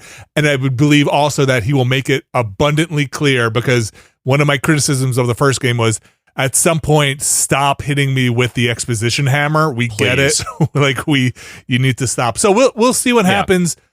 But the setups are ridiculous. Like, Sam's motivations are ridiculous. Here's a minor thing that, again, this is more of a question than a spoiler, but it really, and maybe you guys feel the same way, but it is kind of, if not explicitly, very heavily intimated that Sam is the only one seeing the Lou inside that carrier, right? That was the thing I was going to bring up, is I am super confused what the sequence of events is there, because you see, does Lou become a BT? Was that what the tar handprints appearing out of nowhere? Does that mean somebody is a BT? Because you see that first, and then you see Lou coalesce in like particle manifest, form. In the sort of like black tar, smoky particle form of a BT inside that thing. And then later, Lou is just a baby again in there. Yeah. Except has regressed in age back to like BB age from the, say, 18 months old that she was before. It's just, I have no idea. Like, actually, no, wait, no, hang on. Now that you mentioned that, isn't there a line from like Dollman or somebody? Yes. Okay, like, should we tell him? Like, how come nobody said anything? Like that that thing is empty or something like that? Yeah, I'd forgotten about that. So, and in fact, sorry, last thing, I'm just rambling because it was late last night and I don't remember half of this, but when he's walking to the plate gate and you see like the mirror image of everything, when he sees himself, the BB pod of the reflection looks very different than the BB pod that he's wearing. So yeah, maybe it's you're like right. the covered glass, basically. Like, it doesn't look like you can see anything in there, right? So maybe you're right. Maybe that Lou is just a hallucination or something. Well, but there's also that other element of like, I can't explain something here. There's also that element of there was another BB-28 that we can't account for, and what's going on here anyway.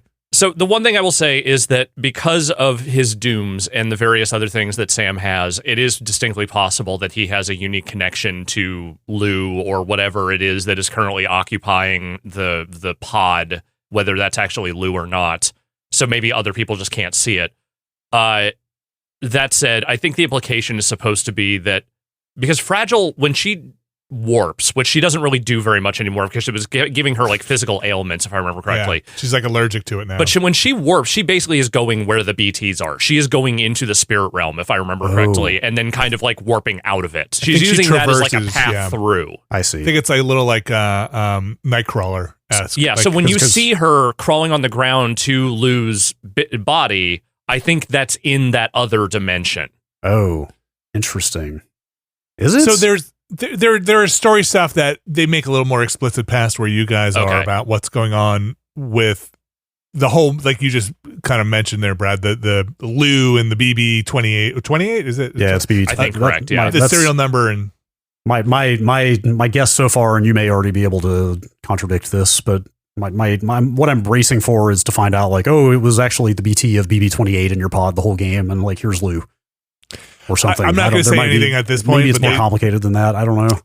That seems to be a major point in the story, where at least where I'm at, where they're doing that. But have you guys gotten to the point where BT or not BT, BB Lou in the pod gets very unhappy? Yeah, I've had to shake the baby a couple of times.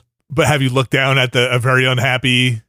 I think I have. Very unhappy? I mean, like I've very unhappy. I've seen the little bubbles come out of her mouth in the shape of hearts, if that's what you're talking about. But that's very happy. Or something else. No, you should wait. It'll happen because you'll get knocked down in a boss fight or something like that. Make sure you look down at that pod. Interesting. Okay. It's worth checking out. Okay. All right. It scared the crap out of me the first time I looked at it. But yeah, there's that commentary from Fragile and Dollman, and again, this isn't spoiler stuff, or it could be, but we don't know, where they're like, hey, well, is anybody going to tell? Basically, is anybody going to tell them that thing's empty? You know, is what it read to me as. And Fragile's like, not now. Like, we're not. Right. She puts her hand over his mouth. I totally forgot about that part. Yeah. And so you're right, Alex. He does even say at some point, he's like, my dooms has progressed where I can sense the BTs better now. I don't need to have the BB now. My dooms has. I have the most dooms of anybody. Yeah. Yeah, Dooms is such a weird thing. It's a weird thing. And again, the game never does a great job of explaining the nature of that and exactly like what it means. It seems to mostly mean character magic that lets you do things. I thought the president's, whatever version of the president was in the first game, I gotta go back and watch it's not important. That stuff is not really that important.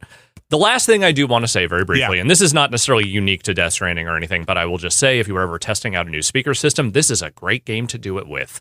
Oh yeah, okay. How's your? Because I was going to mention this while we were at your place, but you really get video games. They're so really much better at it than honestly a yes, lot of like movie and TV audio mixing. And the separation's good. The bass is usually the use of the rear speakers is much more elaborate than you tend to get in most movies. I mean, games have the advantage of like simulating a physical space and being able to like algorithmically mix audio channels dynamically based on what you're doing in the game. But like the spatial audio they were using in this game, and I'm sure like lots of other AAA games are just as good, and I'm just now starting to dig into them. But like last night as I was playing, I was just like, I just want to keep listening to everything that's happening right now because this shit rules. Well, again, a lot of it is the sound design in this. So it's very good. It's great. Well done and like off the wall, you know, it's like I said, all the sound of the different likes. If you change your like icon, there are different sound effects attached to those icons, for example. So when you're hammering the like icon, but it's also just like all the jingles of the computer terminals you're using and like all the like synthetic sounds in this game, to say nothing of like sounds out in the world, are just like really interesting to listen to. How do you guys feel about the soundtrack? It's been fine. I'm trying to think. Like, I think the Wood Kid stuff is not very good. I don't. So that's not stuff that's popping up with titles on the screen where it'll say artist and song name, right? So my understanding is that Wood Kid collaborated on a lot of the score in addition to having a couple of songs of his that are in the main soundtrack. I see. I don't think I like his voice that much. That's more of a personal thing than it is like me saying it's objectively bad music or anything. I just don't think I like it that much. It's a little too dramatic sounding for me, I think. I don't know if I've if I've heard the Woodkid stuff, I guess I wasn't aware of it. Some of the more dramatic vocals you hear, I feel like when there is like soundtrack stuff happening, I think is him. Huh. I feel like every time there's been vocals, it's been like Caroline Polachek, I believe, is one. And I ran into her. I think that song's okay. I can't remember. It's been there've been like 5 or what's that? Low Roar. So I was gonna I save think that one. Woodkid is the first song that crops up though, if I remember correctly. That could be right. I feel like there's been like 5 or 6 musical hits, even just through Mexico in the early part of Australia. But I don't know who all is on the soundtrack. I think there is a Sleep Token song on there. There's a couple of other big bands and artists. You get the ability. You guys are very close to it. You one of your rewards is being able to make your own playlist, and you get to see a list of all the. Rain Keeps Falling on My Head is on that list. Yes, I remember when that pops up. That one was a bit like I'm not complaining. The thing I like about the way this stuff is presented in the game is that I really appreciate someone making a mixtape for me, even if I don't like all the music on it. And that's what this feels like. This is just what Kojima was listening to when he was making this game. Like it very much, like, honestly, it's sort of, I guess probably like Kojima, David Lynch parallels are pretty played out at this point, but like the band at the end of every episode of the Twin Peaks: The Return. Totally. Like this kind of feels like a reduced version of like, hey, here's just a bunch of bands I like, and I want to put them in my game because I have the clout to do that now. Yeah. Sure. And I feel like those musical moments work for me pretty well in a game that is like about traversing beautiful landscapes in a pretty slow, methodical fashion. Oh yeah, when the song starts like swelling up and you can see the camera just start to slightly pull back when you're getting like a big like over a hill, here's a new thing. Like that's my favorite thing these games do. Yeah, like it works really well in this specific game in a way it would not have worked as well in like a Metal Gear game. All of that said, nothing has hit as hard as that first Low Roar song in the first Death Stranding. Like that's an amazing moment. That is the gold standard of this type of thing in his games because like that made me go and get that Low Roar album. Yeah. And in fact, I don't know this for a fact. I'd have to double check, but I don't know if you guys know the founder of Low Roar passed away during the making of this game. Oh, I didn't know that. He like died like very abruptly, like unexpectedly, and Kojima was like tweeting about it and stuff. The reason I bring that up is I kind of got the sense they were probably planning to make the soundtrack of this game very Low Roar centric as well, because they did the music primarily for the first game, and I think they might have like brought Woodkid in as a replacement because that didn't work out, but I don't know that for sure. Yeah, I don't know for certain. What I do know is that Woodkid is both a producer and a singer. So I think that like some of the actual soundtrack was also produced by him, like the in-game soundtrack. I'm enjoying it. I still really dislike the BT stuff. Like, I don't. Still the worst thing that game does. It's not great. I've only done that one boss fight. It's just part of it is the game is just like runs better on PS5 than like the first game did not run super well, and the controls were very slow, especially when you're stuck in the tar. Yeah. It was just like death by 1,000 cuts of like frame rate's shitty. The movement is incredibly slow while you're in the tar. Like this plays horribly. Like now it's less of a pain in the ass to me for some reason. And also like I feel like the gunplay is better and the weapons are better enough that I can like at least muddle my way through it now. It's better, but I wound up in another boss fight where I was just running up against a completely invisible wall during the boss fight, and so as I was trying to dodge, I was like, "How come I'm not moving?" And it just got slammed by the enemy. That's not great. And like, there's some stuff I'm fine with, or at least I tolerate. I don't have a problem with stealth wise. But have you guys done the Watcher BTs yet? That just kind of those are right at the beginning of Australia. Mm-hmm. Like those, that's not fun to me. No. Like I don't love that. There are some things that are fun about it, but once you if you ever get caught or you start getting dragged into the tar and stuff, switching to your BT weapons very quickly feels cumbersome enough. Where I don't like the arming and disarming of the character. Like that shit is not as fluid as I would like. It's better. I mean, with the quick select, just hold down the D-pad and pick the thing. Like it's better. You can also just tap right quickly. Yeah, if you have a gun at the ready, yes. It'll equip whatever the last thing was you had. I mean, it's still a little bit more busy than you would like in an action situation, but they are trying to juggle a lot of different control systems, so I understand that not everything can be as simple as maybe it would be in like a regular action game, but sometimes it's just like one too many thoughts that I have to have in a situation like that. I mean, I will say that was the last thing I was going to say about spending all that time grinding in Mexico that made me feel better, because when I came out of that, I was like, man, did I just like trivialize the next 10 hours of this game by unlocking a bunch of weapons that they intended you to come back to Mexico later to get? Mm-hmm. But then right off the bat, you're immediately on a bunch of terrain where you straight up can't use the tricycle anymore. Right. You're immediately fighting way harder BTs that spot you from farther away, and like you actually have to shoot and throw grenades at. It was like, it actually felt really good having that better equipment. So did you take out those watchers? You actually... I was like killing them from the jump because... You were, okay. Yeah. Can you even run away from them? I guess once they spot you. You can get out of eye line. After they spot you, though, and they're coming at you? They do more of a job of classifying the BTs, the watchers, the attackers, the like dragger downers, gazers. Yeah. So once the tar spreads around you and you're grabbed, you can still get away out of the tar. And now the rainfall, the timefall. The timefall shelters, they disperse that anti-BT stuff. Right. So if you make it to one of those, they're fairly prolific around in my environment. You can get a second there. So you can get away. I've gotten away once. They're like, oh god, my thing is bugging out. But sometimes I feel like I get dragged down, or maybe you guys did as well. In that first boss fight, did you feel like you narratively got dragged into the boss fight against that squid thing? The big head? What do you mean? No, there was like a whale or something. But did you? No, maybe I just messed up and got caught. All right, I think you messed up and got caught because the first real boss fight is that giant skull head. Yeah, that's the only boss I fought. That is okay. So I must have just gotten caught and I couldn't shake them off. Have you guys gotten grabbed yet? Where you have to do the shake off? Only in that dream sequence where you have no choice but to get dragged off. Okay. So you didn't fight any of the whales yet? I have not fought a whale I have seen whales in some background scenes, but that is it. But those guys that the Watchers spawn early on in Australia, like I'm pretty much like, it's like one blood grenade and like half a clip of the level 2. Well, maybe your level 2 blood grenade. Well, that's what I mean. That's where that's where I actually felt good about having spent that time, was that like I was able to actually just kill those things without too much threat.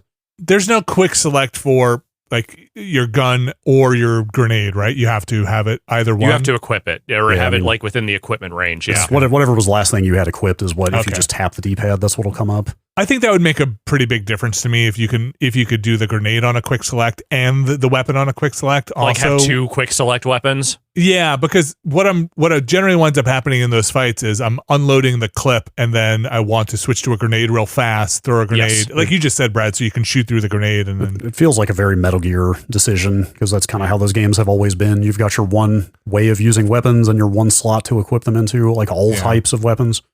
Just going into a menu to swap back and forth feels cumbersome enough where I just don't do it that often. That's fair. And it's combine that with slogging through the tar and cars and stuff popping up, the good guys just littering the ground with other blood bags and blood grenades and whatever they got. It's like a lot going on. Yeah. But I beat another boss. It wasn't that hard. I took a ton of damage, so I only got a B rating on it. But yeah, it's still not my favorite. My son was watching me play and he was like, man, can I play this? I was like, of course you can. Then he watched me do some BT stuff. He's like, I don't think I want to play this anymore. I was like, that's fair. I feel like every time you sit down and watch, I'm doing BT stuff though. So it's like, there's fun to be had. I just kind of like make excuses for him, but like, you should try it. There's fun. He doesn't like stuff that stresses him out like that. But that's the thing, that stuff is stressful. And look, I said this about the original Death Stranding. I think I still kind of feel it here, even though they have made some improvements. I really wish the studio had the courage to just say, this is not a combat game. Like, there might be some stealth, there might be some light combat with certain sequences, but like, I know, it's Kojima. You expect it, like Metal Gear, you expect it, but it's not the game's strong suit, never has been. And I think it just gets in the way of the parts that I really like. I like the bandit camps. I don't mind the bandit camps. Like that part doesn't bother me. It's the but they're trivial is the point. So like even though they're not hard, like it just feels now they are. Yeah, it just feels like, okay, I'm just doing this because this will get me equipment. I understand you have to create some kind of pressure point. You have to do something to give the player tension so it doesn't just feel like they're just walking around and doing nothing else. But I just don't think the combat that they have come up with for these games, like the BT battles and all that stuff, I don't think it's ever been good, and I think it's better here, but I still don't think it's good. Next time I go into the Watcher Zone, Brad, I'm going to try and take them on and see how many shots they take. I tried shooting one once, and I immediately just got stuck in he came racing over, and I got stuck in the tar. They do not fuck around. To be fair, some of the grenades I've thrown are at the actual like Watchers before they have caught me. Yeah. or right as they were catching me. But you've been able to destroy them before things go to hell? Yeah. But also once they spawn the tar under you and the thing spawns out of it and just comes at you, I've just like mowed it down with the MP rifle. All right, I'm going to give that a try next time. I mean, I did a whole stealth thing with the holding your breath and walking around him. It wasn't the worst. It's not super hard. It's just takes a long time. Yeah. All right, Death Stranding 2. We're going to keep plowing away at that thing, but that's mostly, I think, what we've been playing. Unless you guys have anything else you want to add there? No, it's been all that this week. I mean, I'll say this. We're about to go on a break for a week, and I was pretty resolute that was going to be a lot of Assassin's Creed and Mario Kart time. But I'm going to tell you right now, Death Stranding is number one with a bullet as far as like what I kind of want to spend my off time playing. Problems with it aside, I am enjoying the parts where you play it. Yeah, I think I'm with you. I will probably put some time into Assassin's Creed. I will also try and get as far in that as I can. But yeah, I still find the parts of just delivering very fun. Yes. So, all right, that's Death Stranding 2. That's some Assassin's Creed. Claire Obscure, platinumed. We're done. It's off the plates. Great. That's the best feeling. Just delete it off the console and move on with your life. Keep it, reinstall it when the DLC comes out. I've still got games installed from like 5 years ago that I keep telling myself, like I've still got Miles Morales installed because I was close to the platinum, and I kept telling myself, like, I'll get back in there and finish that one day. That's right. Just got to go do, I don't know, kill some guys a certain way is always the one that I'm grinding out. Speaking of which, before we move on to the news and end this section, next week's Ramblecast, while we're off, is an attempt for us to rank some games. An attempt. Over the last 25 years. So we'll see. You can see if Death Stranding 2 makes it into any of our lists there. I think we probably got to finish that game before I would think about putting it on a list like that. It's a thought exercise, let's say. Yeah. It's the New York Times best movies of the 21st century thing, but applied to games that everybody's been doing lately. So we did Giant Bomb has been up to. So yeah, you can check that out for next week's Ramblecast. Just a little bit of a look forward to that. All right, let's take a break. We're going to come back. We'll probably go refresh a bunch of feeds, see if anything more has happened from our reporting earlier, or not reporting. That's a really our reporting on reporting. Our sourcing of actual reporting. Yeah. See if anything else has come out from the Microsoft stuff. We got a couple of other news stories here, and we'll get to them as soon as we come back after this. All right, we are back, and we'll just touch back in on some of the news from earlier on the show with the big layoffs happening at Microsoft and Xbox Games. Unless you guys have anything big and revelatory, there was one piece of news that popped up about a departure. Yes. It's Greg Mayles is leaving Rare, who is like certainly just about the only name I recognize from Rare at this point. He was the director of Sea of Thieves most recently, but he also, like, I pulled up his CV.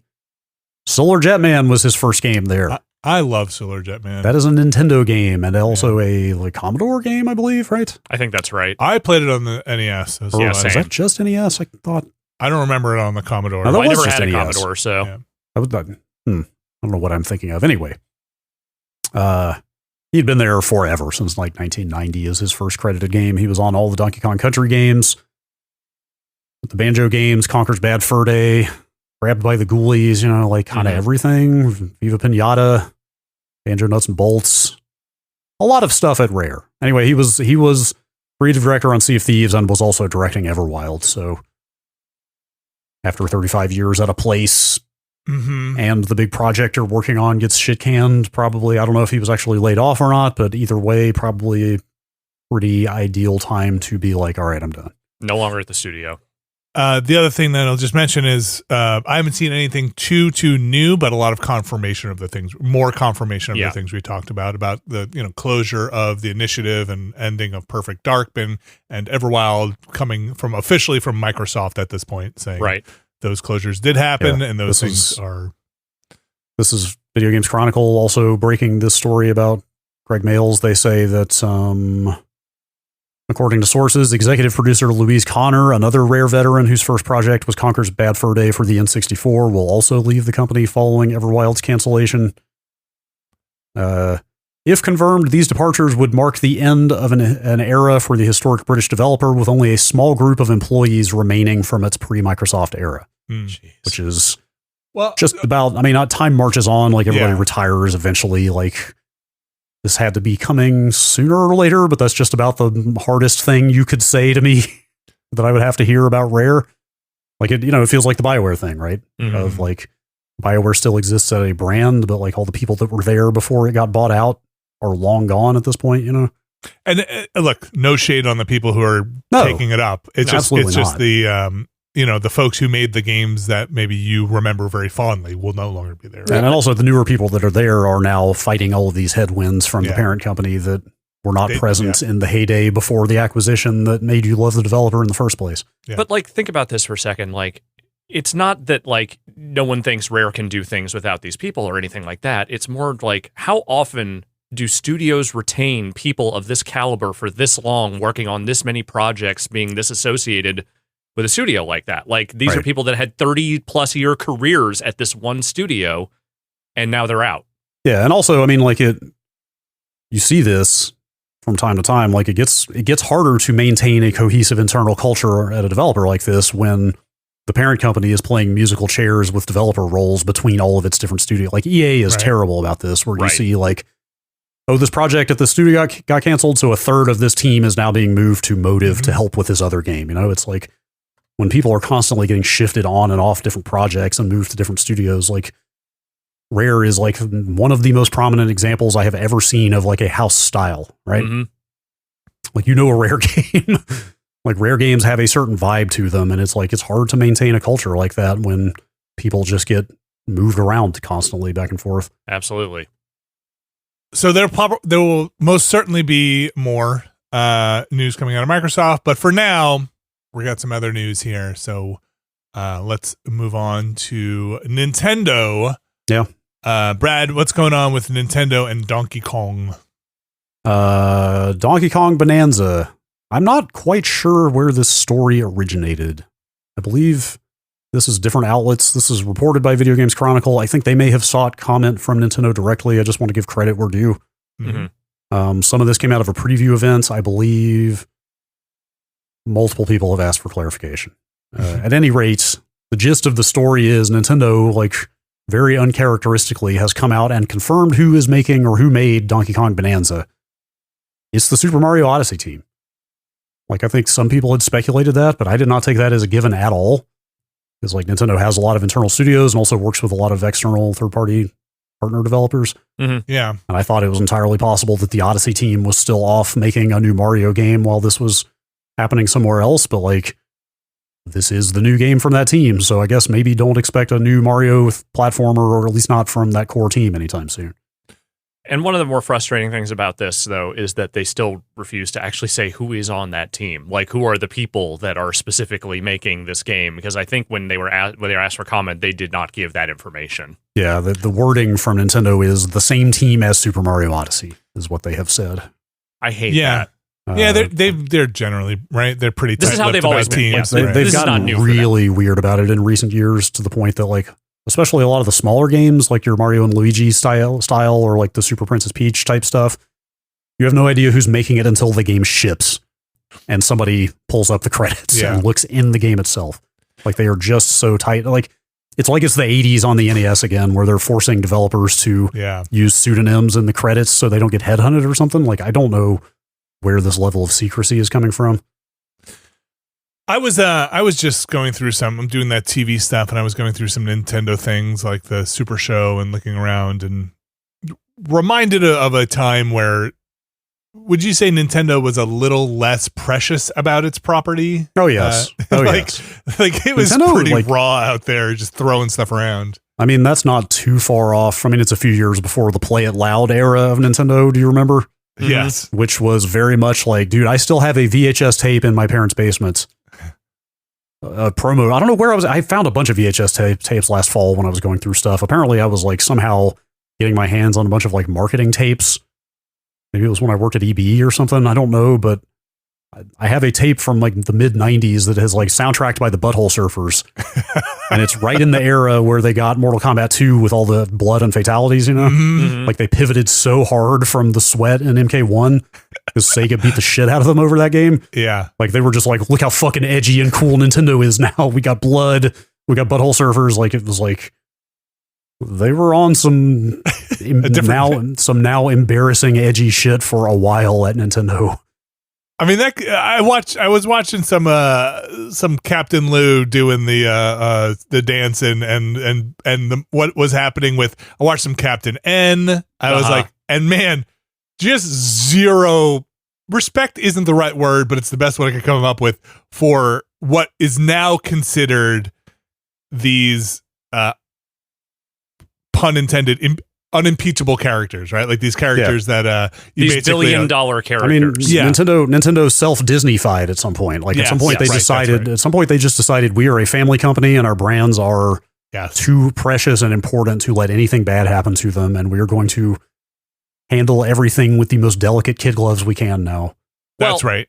And to be fair, some of that was probably informed by the fact that in these early days, when things like the Captain Lou Albano shit was happening, when the Super Mario Brothers movie happened, everyone in Hollywood especially was treating this property like it was just a quick fad they could cash in on, which didn't really harm Nintendo in any major way, but I'm sure probably made them feel like, well, they don't take us seriously, so fuck them. Yeah, thinking about it a little more, I guess I would say it was probably right around the launch of the Wii that this Disney-ifying effect came in. The family element of Wii Sports, I feel like, really steered them in a direction. Like, it really feels like it was Wii Sports ending up on every morning show in America that probably made them go like, oh, we're mainstream now. Like, we are playing to the entire mass audience now, not just video game nerds. Like, we've got to button the shit up and protect it now. Just interesting. It is. Anyway, I don't know how I feel about this. Like, I'm glad Donkey Kong Bananza exists. It looks really interesting, and they're doing something new with it. But like, I also really was hoping that the Odyssey team was making a new Mario. Well, okay. Sorry, Alex. Hold that thought. I'll just say, what if you think of it, Brad?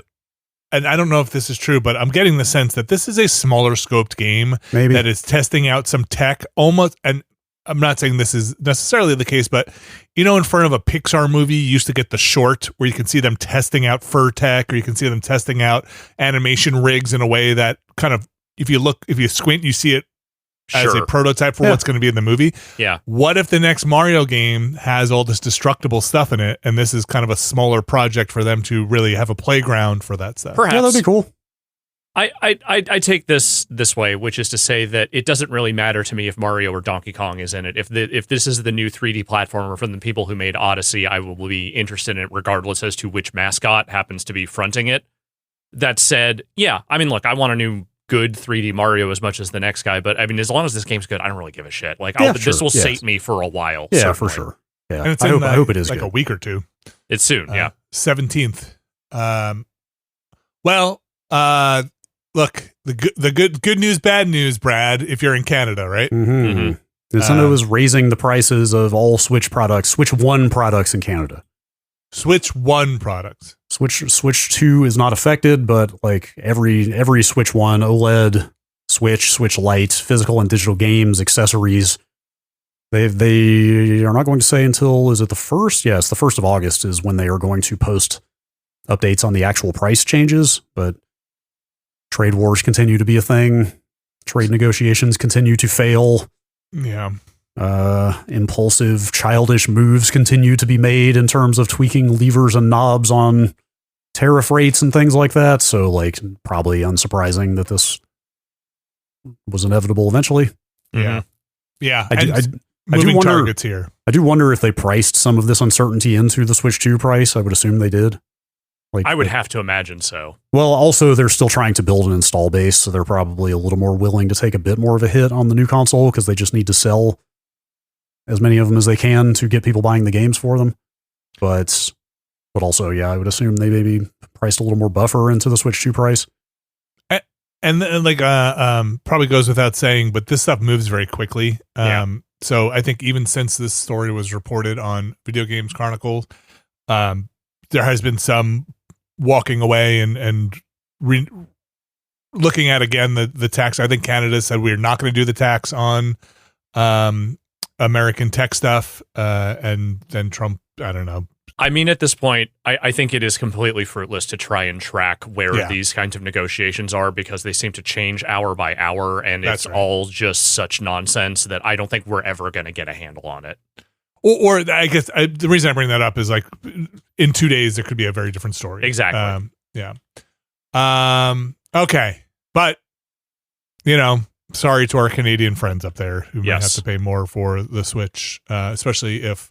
I don't know what stock is like of the Switch 2 in Canada. I guess if you're in Canada, you can let me know or message in the Discord. I don't know if they're easy to get, hard to get, different in the States. I know different territories had different allotments. So maybe people are just moving on to a Switch 2 at that point instead of buying a Switch, an increased price Switch 1. So I've seen people talking in some territories, like some European countries, talking about them just kind of being out there, somewhat available. Yeah. So I don't know. Okay. Next up on here, Alex. 2K Sports. Yes. Big name in sports. Everybody knows 2K Sports. Indeed. College sports, up and coming thing. What was a thing? Was not a thing? Maybe a thing again? Yeah. Yeah. I mean, this is interesting. So a couple of things to preface here. There was a long stretch where basically nobody was making college sports games anymore. You may have noticed that. 2K and EA were the ones making college basketball games for a while there. Though for a while, I want to say 2K may have been doing it on their own. I want to say EA maybe pulled out before they did. But both of them at one point, for a while, they were just not doing it. EA has made some gestures here, especially in the wake of their relatively successful first re-entry into college football, to say maybe we'll do college basketball now. Which seemingly has gotten 2K out there saying, well, I don't know if you remember, but we're the only ones who do basketball at all right now, so maybe, I don't know. And then someone was like, well, are you going to do college basketball? And then it was just like, we're leaving all options open, right? Like, yeah. So as far as I'm aware, nobody has a deal right now with the NCAA as far as college basketball video games. It seems like EA is maybe going to make that push toward getting that done. Well, don't know where 2K is at these days, but EA does not have a going basketball concern. There is no NBA franchise for them that is going. Surely they have at least consulted the NCAA before making statements like this, that like you would hope that they at least think they have a good shot at it. This feels like a weird thing to go out there and do and pull this publicity stunt with you if you don't have like... What if it's a negotiating tactic? Yeah, what if that's possible. I mean, look, the college football thing seems to be going well. We don't know how the new game is. Like, that's out in a few weeks, so we'll find out then. But that first game did at least get some positive buzz. It got people interested in it. And, it made football fans that have just been dying playing Madden for years say, like, hey, here's something a little bit different. I don't know if EA can make that kind of move, though, with basketball, because, again, they don't have an NBA franchise, and the NBA games they have tried to put out in the last 10 to 15 years have mostly been bad to terrible. Oh, yeah. Like, which one was it? NBA Elite was the one that got pulled from sale before it ever released? That was the one, yeah. And then they tried a couple of NBA Live ones after that one of which was not horrible, but, like, they never got any momentum when they tried to fire that back up again. Yeah, like, they couldn't even make NBA Jam work. Yeah. So my read on this is there will almost assuredly be one of these companies, if not both, making college basketball games in the near future because the NCAA likes money. That said, what kind of quality we're looking at here, I don't know. The NCAA games from 2K were always a couple of steps below the NBA games in terms of quality and interest. They never did super well. So I feel like they would have to kind of reestablish themselves a little bit. But again, they have a pedigree that is going on. The question is, how much fucking microtransaction and borderline gambling shit are they going to shove into those games? Because that's a lot of NBA and now a lot of WWE as well. This is a weird question. Maybe not that weird. From your point of view, do you think it's harder to make a college sports game than it is to make a professional sports game? Is there more involved in the recruiting, drafting of like high school what has more ins and outs in it? I don't know that I would necessarily say it's harder. I would just say it's different. Building a career mode for a college program is a fairly different structure from how you would build a pro team. But, one of the biggest impediments for those college games was never being able to use player likenesses. And it seems like the NCAA has made, obviously, some movements toward trying to change that, at least on the football level. But yeah. So I don't know. I think at this point, what you are saying is, what are you establishing that makes this game stand out and not just look like a less good version of the NBA game? Like a reskinned yeah. NBA game. Okay, well, TBD. TBD. People will continue asking, I'm sure. Just like people will continue asking, who's going to be the next Guile in Street Fighter 2, the movie of Street Fighter 2? Mm-hmm. Man, this thing. Where did this come from? I could not tell you, man. This thing feels like it just emerged almost fully formed out of nowhere. I think at some point I must have paid about as much mind to an announcement of a new Street Fighter movie as one should, which is 0. Mm-hmm. But now that there's a cast getting announced, it feels like all anybody is talking about. But also, when you look at the cast list, you can kind of understand why. So one of the crazier things I think about this is that it's not actually the casting, which we'll talk about here in a second, but I think the director of this movie used to work on Eric Andre shit. Huh. Like the Eric Andre show and that road trip movie that he made. Yes, okay. That is, in fact, that is correct. So what are they doing with this movie? Is this some sort of like are they just going to have street fights and not tell people and then do stunt fucking fights out in the world? This guy apparently directed several episodes of that Twisted Metal TV show as well. Okay. I think that did okay, right? I think people grew to like it. I think it had a bad first impression, if I remember correctly. It did well enough to get a second season, which is actually premiering this month. Yeah. Oh, wow. Okay, current. Yes. So what is the current casting news here, Alex? Well, the most recent thing, and I actually kind of want to do that last, because I want to talk about some of the people who have been cast in this prior to this, because it's a wild grouping of people. So it seems like they were going heavy on original Street Fighter characters. There's not as many of like the more recent ones, though. One of them is Dan Hibiki, which I find really funny. But so just some of the name actors here. I don't know Noah Centineo and Andrew Koji super well, but they are supposed to be Ken and Ryu. Okay. Jason Momoa as Blanca. Okay. I could see it, I guess. Yeah. I don't know Kalina Leong, but she's playing Chun-Li. Okay. 50 Cent is playing Balrog. Okay. And I can confirm that the original human to play Balrog has taken to social media and congratulated 50 Cent on being the latest human being in the world. Who would that original human be? That would be Grandel Bush. Of course, yes. Who is mostly an Instagram poster these days. Yeah. Great. But yeah, Let me tell you about Balrog. Curtis 50 Cent Jackson will in fact be playing Balrog. Congratulations to you, Mr. 50 Cent, on taking on the role of Balrog. It was a written post. He did not do any narration, but I'm sure that will be coming. Okay. Orville Peck is playing Vega. Okay, I don't know who that is. So Orville Peck is a country musician who has a mask gimmick. He wears like a bandito mask. Oh, not a wrestler. Not a wrestler, but he is a singer and musician who just has a gimmick. Okay, sure. Sounds appropriate for Vega. Yeah. I think that is maybe the most genuinely inspired casting in all this. I'd never heard of Orville Peck, but that was the one I feel like that got the most people going, okay, this is hilarious. Like, there's some wild choices here. David Desmalkian is playing M. Bison. Yeah, I only know him from that Late Night with the Devil Netflix movie. Yes. But this was another one. Like, what else has he done? Because this was another one people were going like, all right, this is also hilarious. So he does a lot of indie film acting. He's been in some horror stuff, like you mentioned, Late Night with the Devil. The thing I always think of him as is, do you remember the part in The Dark Knight when the Joker springs his police trap and he has a bunch of guys that are dressed up like cops that attack the police funeral? Yeah. Sure. There's one guy in that who gets some actual FaceTime that is one of like the cops that gets uncovered by Batman. That's David Desmalkian, I believe. Okay. I just looked him up. Is he not in Twin Peaks?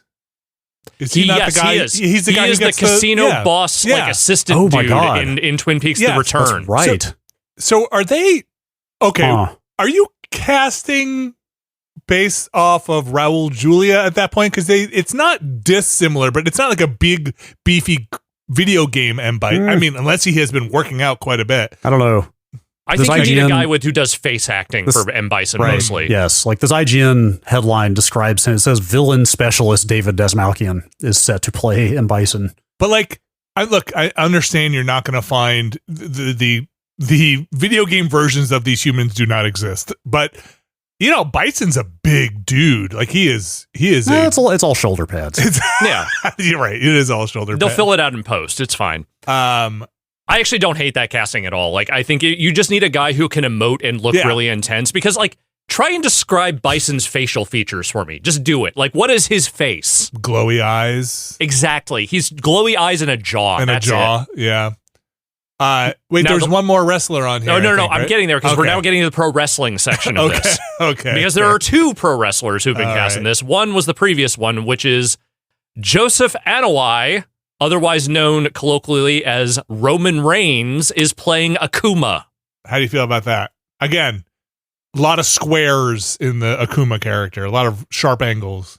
The primary trait of Roman Reigns is that he smolders and he stares. And if that is all you are asking Akuma to do in a movie, that is just fine. Okay. Roman Reigns, not the most dynamic actor, I would say. Yeah. Akuma probably a man of few words in a dramatic situation. I think if you're working that way, you can use him just fine. They're going to dub in all the Setsubi no Hado stuff anyway. Exactly. Now, the reason we're talking about this now, this most recent story, this is a fun one. The casting for Guile, seemingly, though it has not, I think, been 100% confirmed yet, but Cody Rhodes. How you feel about that? I have mixed feelings. I don't actually know how Cody Rhodes is as an actor. I've never seen him in anything that wasn't wrestling, though he apparently has a role in some movie. I think he's in the new Naked Gun reboot. I think he has at least a small role in that. So okay. Maybe they're trying to get him out there more. I don't know. But the thing about Cody Rhodes, he fits the part look-wise, 100%. Like, he's already bleach blonde. You just give him the elevator hair, it's fine. Like, and he loves video games is the other thing. And he loves fighting games in particular. Truly loves video games. Truly loves them. Okay, cool. Like, he's in that same general wheelhouse, I would say, as like Xavier Woods and Kenny Omega, as far as like they actually love video games. Not faking it. Yeah. Not faking it. That said, in my heart of hearts, what I know to be true, based on what I know of Cody Rhodes, he would much rather be playing Geese Howard. Okay. I'm scrolling through his Wikipedia page, which is an insanely long Wikipedia page, bursting at the seams with photos of this dude from all of his eras. Yeah. And he clearly has had a lot of eras. Many. And I just got to the like nice wingtips and like suit vest and tie. Yeah. Era of Cody Rhodes that has to be exactly the Geese Howard stuff you're talking about. So everything about his wrestling character over the last 10 years has felt like he has been trying to build it toward an ultimate villain turn where he becomes Geese Howard. The problem is he is having to run into creative at various companies that don't really care about that shit. So he's never really gotten to go full bore with it. Man, what better way to build a case for your eventual King of Fighters movie that you want to pitch than to successfully pull off a Street Fighter movie? If you can do it, yes. Sorry, my wrestling knowledge is appropriately That's messy. Fine. I can help. It's mostly osmosis, but was Cody Rhodes the one who did the Stardust character? Yes, that was one of Stardust. So Goldust is his brother. Oh. Literal, like in like real life, Dustin Rhodes is Cody Rhodes' half brother. Okay. And so the Goldust was Dustin's weird gimmick in WWE. The Rhodes family has traditionally been treated very poorly by WWE because they were originally NWA and like WCW people primarily. So whenever they would get brought into WCW, they would always kind of get clowned on by creative because they just didn't take them seriously. So Goldust was a thing that got turned into a real character because Dustin wouldn't let it just suck. Stardust was kind of the same thing where Cody Rhodes was kind of directionless and there's like, we'll just do what we did with your brother. And it was pretty thoughtless the way they threw it out there, but he tried to make something out of it. I did not realize this dude is the son of Dusty Rhodes. Yes. Probably should have figured that out. Who was respected? No, in wrestling circles, Dusty Rhodes is about as respected as a performer and also a mind for the business as there has ever been. But Vince McMahon has always treated him like halfway a joke because he didn't come from their system. He wasn't one of the original people that he brought in for, the big WWF expansion and all that stuff. And when they did bring him in, they gave him a yellow polka dotted like jumpsuit basically and had him dance primarily. They did not give him much to do. I see he started out as a Jim Crockett guy. Yes, he was originally like the Jim Crockett guy, him and Ric Flair, basically. Oh, wrestling world is just, those stories just never end well. Oh, yeah, I know. But here's the thing. Like, Dusty Rhodes went on to a long career. Dustin Rhodes is still kicking around. Cody Rhodes is probably as popular as he has ever been. And, okay, like, again, the dark and wild world of wrestling is not one I love peeling back layers on, but Cody seems pretty normal for a human. As they go. As someone born into a wrestling family goes. Look, I've heard, things about ego and whatever, but I hear that about all kinds of different wrestlers, so I've never heard anything uniquely terrible about him. My only real experience is he would always be near the top of those WrestleMania events where they would do we used to go film those. There was a Rumble. It was something they would all play. SummerSlam was usually the big one. I feel like they would do that stuff around. But they go and they play the game for real, and then they would he would win, and he would and then you'd have to interview him. He always was very nice to us. I'll say it again. He is a man who genuinely cares about video games. Yeah, and he was nice. He was not a jerk. He did not seem like some of the other folks just seemed like, they were just doing it. Yeah, they're doing their mercenary work because they have to. Yeah, that's right.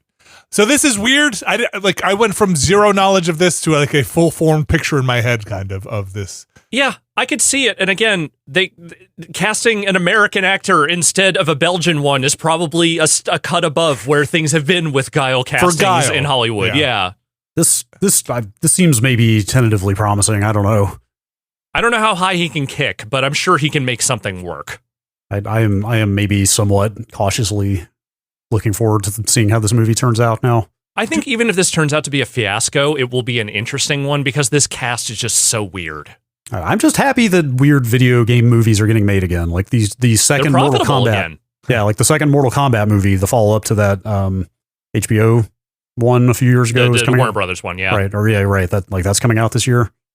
I still haven't seen that first one. I didn't love it. Yeah, it's not perfect, but it's okay. It has a few very good casting choices and a couple of fairly bad ones. Yeah. Do you think with this cast, this movie goes for a very serious tone, or do you think with this cast, this movie knows what it's doing and it's kind of a tongue-in-cheek? If you're putting Dan Hibiki in your movie, yeah, you can't take it that seriously. Right, like half these casting choices read as they are leaning into the absurd comic book nature of Street Fighter to me, which I think is the only way to do it well. Yeah, because what I kind of want are the Street Fighters in a real world where they think they are whatever fighting tournaments is the way to solve global politics, and everybody else is kind of like, man, what the fuck are you guys doing? Be like, I need to train so I can take down the Shadowloo government, which is, going to infiltrate the world. Yeah, like that's always that's always the most fun obstacle of a fighting game movie to me is how do they justify in world this tournament? Like Mortal Kombat has the easy out of it's all magic and there are rules we have to follow, and if we don't, then the universe will explode. But here, what the fuck are they gonna, like, the original Street Fighter didn't even try to have a tournament. It's just an action movie, but they play around with a little bit of loose fighting stuff, but I think that is probably one of the worst things about that movie is that they just kind of forget that they're fighters for most of it. I don't think you can just do a straight up tournament, but at the same time, I don't understand why one of these movies hasn't just said, what if we just remade Bloodsport but with these characters? Sure. Because that's what the fighting genre is ripping off Bloodsport specifically. Sure. Yeah, you could probably just cut to the chase of like, how'd you get here? Doesn't matter. Fuck it, Kumite, here we go. Yeah, you probably need to have a little character development in between there somewhere. Yes, sure. Yeah, but at the same time, just build around a tournament.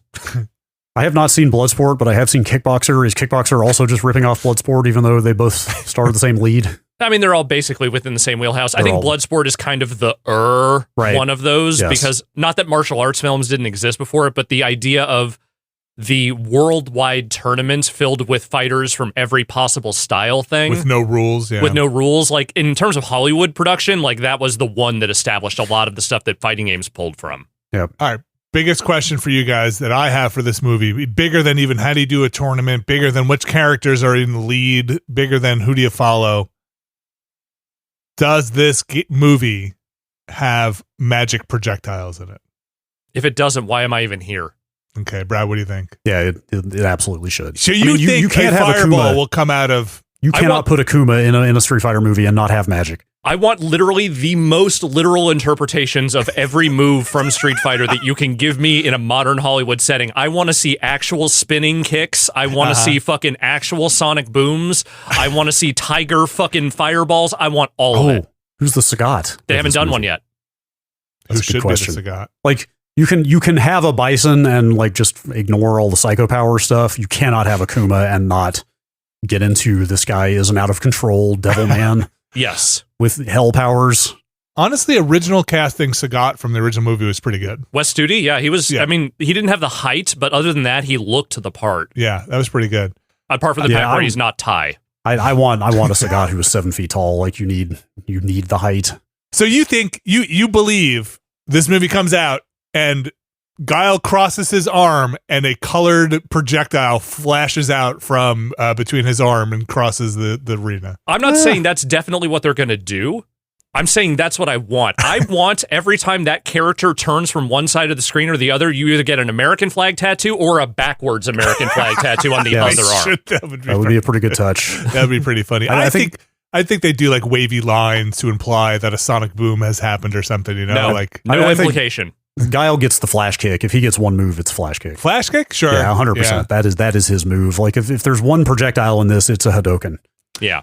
And do you think it just happens at the very end of the movie and it's just like, whoa? I don't know. It's, you know. I don't know. Because what I want, I'm going to take you a step further, Alex. I want this movie to just start with Ken and Ryu just doing Hadoukens at each other as they're training, like you do with your friend when you put a money in the machine and you just see who can Hadouken the fastest, you know, who can shoot them off the fastest. And once in a while, and it should just be the red one just hits Ken in the end. And he's like, how'd you do that, man? Be like, I don't know. It just comes out of me sometimes. I'm just trying to think who from at least the, let's just say original Street Fighter 2 cast that we have not heard from yet. Honda? Well, no, Blanca's on there. No, E-Honda. E-Honda. Yeah, Honda, Dalsim. Sagat, Dalsim. No Sagat. That might be it. Well, from I original? think that's it. From original. Yeah, that's Yeah. it. I think those are the only ones that are missing so far. They're gonna put Cammy in there. Cammy will be in there. You can find a British girl. It's fine. I don't know. I thought I read that they were leaning very heavily toward the original here. Yeah, I mean, we'll Dan put Cammy Hibiki in is there. not original. No, so that's true.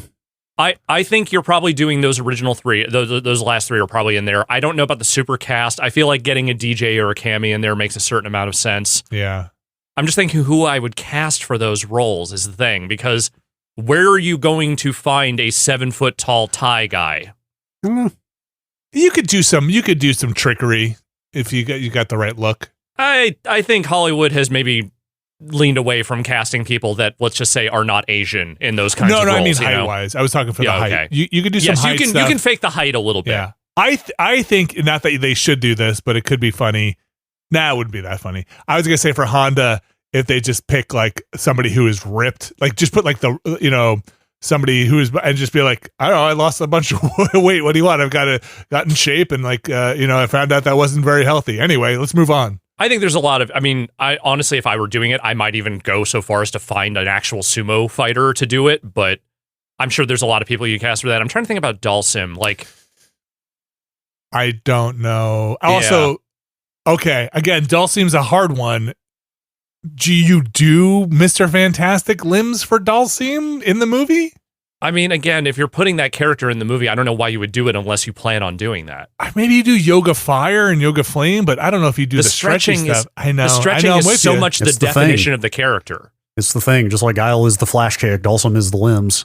I think you do. I would think you do more modern, older, bearded Dalsim. I think that's a more interesting character. I like that version. I mean, anything's better than the guy who was just a scientist in the background of the 94 movie, so... Making Blanca? Yeah, man. Oh, yeah, and I'm really curious what they're going to do with Blanca, because holy shit.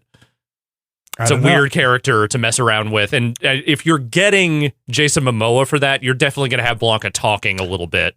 It would be funny to me if that movie, again, has something like you said, Alex, where you're just in the Bloodsport tournament and it is like a Guile just turning to people and be like, what's your story? Well, I'm green and I'm electric. And then like, I guess, I don't know, unless you tie it into Charlie and the whole backstory and the thing, but it's just like everybody has to tell their weird story of coming up and how I don't think you put Charlie in the first movie. I don't think you mentioned Charlie outside of just a background element. Charlie.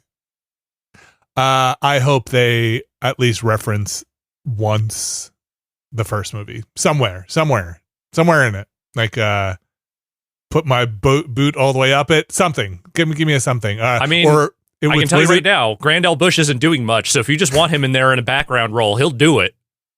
If they take one line, it should be the Bison's, what is for me, it was a Tuesday. Yeah. I mean, I think that still plays. I think at some point, Bison will wryly mention the day Tuesday and then do a direct look at the camera and then immediately go back to whatever it was he was doing. Yeah. So this is an insane construction they already have. After this, I need to go look up these people and see. Jason Momoa is the only one. Roman Reigns, I can see. You can picture him.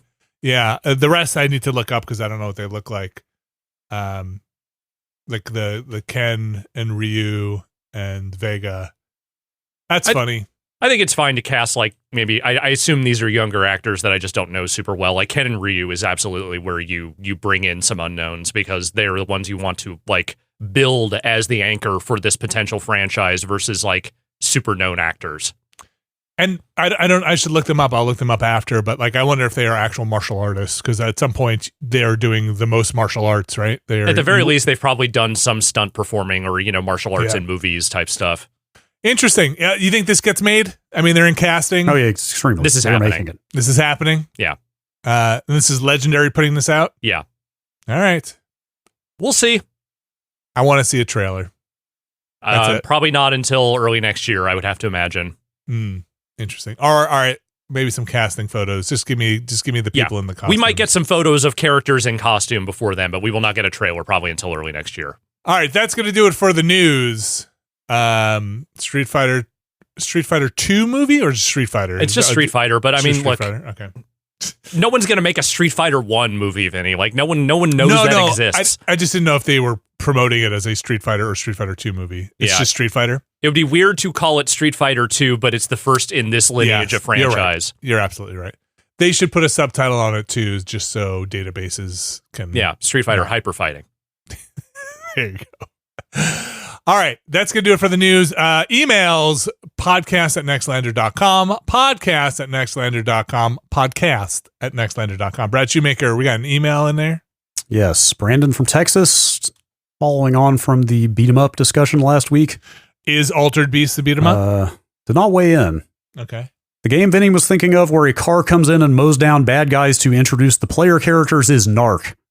Oh, you're totally right. Okay, yeah, they do just kind of jump out of the back of that car. There's a lot of car stuff in Narc. Notably a game that is with the movement format of a beat 'em up, except you shoot guns. That's a right. lot of guns instead, and a lot of people blow up. Also, the Kung Fu hole goes deeper. Miyamoto wasn't just inspired by Kung Fu to make Mario. It's also the clear template for the combat in Zelda 2. Once you see that, you won't be able to unsee it. Apparently, I really need to play Kung Fu if that's the case, because Zelda 2 has legitimately interesting combat. Is Kung Fu like a very much a high-low attack kind of situation? Yes, that is entirely its thing. That is Zelda 2. I just think you should play Kung Fu because it's pretty good. I should check out. I will at some point. I will try Kung Fu. I'm kind of amazed it isn't up on their classic games thing on Switch Online. On Switch, yeah. There are other ways. Yes, there are other ways. Kung Fu, I never finished it. It gets pretty hard. It's one of the first games I ever finished. It took me a while, but I did it. Brad, did you ever play the other? Was it Yi Yar Kung Fu? No, I have not. That game's pretty fun. It's different, but that game is also that's a good. fighting game. Yeah, I don't even know if that's 2-player, but the moves in that are cool. You jump real high. All right, another email. Darian from Toronto. If Nintendo is the Disney of games, then what does that make the other publishers like Valve, Sony, or EA? Who is the A24 of games positive, and who is the A24 of games derogatory? Look, who is the Trauma? Have to do this. who is the Trauma, and why is it Devolver Digital? No, because I feel like Devolver is like maybe a little too buttoned up to be Troma. I don't know. I don't know that there is a Troma of video games. The Troma of video games is making the weirdest shit on Steam right now that like 19 people are buying, but they are just absolute fucking sickos for. Yeah, yes, it's like the Cruelty Squad style of anti-game. Yeah, is the Troma for sure. I resist these kinds of comparisons mostly. I think the Disney thing with Nintendo makes sense because of the way they have shaped their company brand and their image, especially in recent years. And how protective they are of it specifically. But like otherwise, there really isn't a direct analog for a lot of that stuff. Like, yeah, sure, you could say like Annapurna is the A24 of games, or they were the Annapurna Pictures of games at one point. But that's such a direct line to a specific movie studio that I feel like it kind of cheapens what they're trying to do here. Yeah, I don't know. I don't know movie production studios anymore. Like really, like, most of the ones you know are still around. Legendary. Who's the Legendary? I don't know. Exactly. I mean, that's the thing. I don't think these comparisons really work that way for the most part. Yeah. Sony is the Sony Pictures of video games. Oh, I don't know. Yeah. I mean, I feel like this question fully breaks down in an era where every game publisher is now attempting to also become a movie studio, or has or at least has a like entertainment label.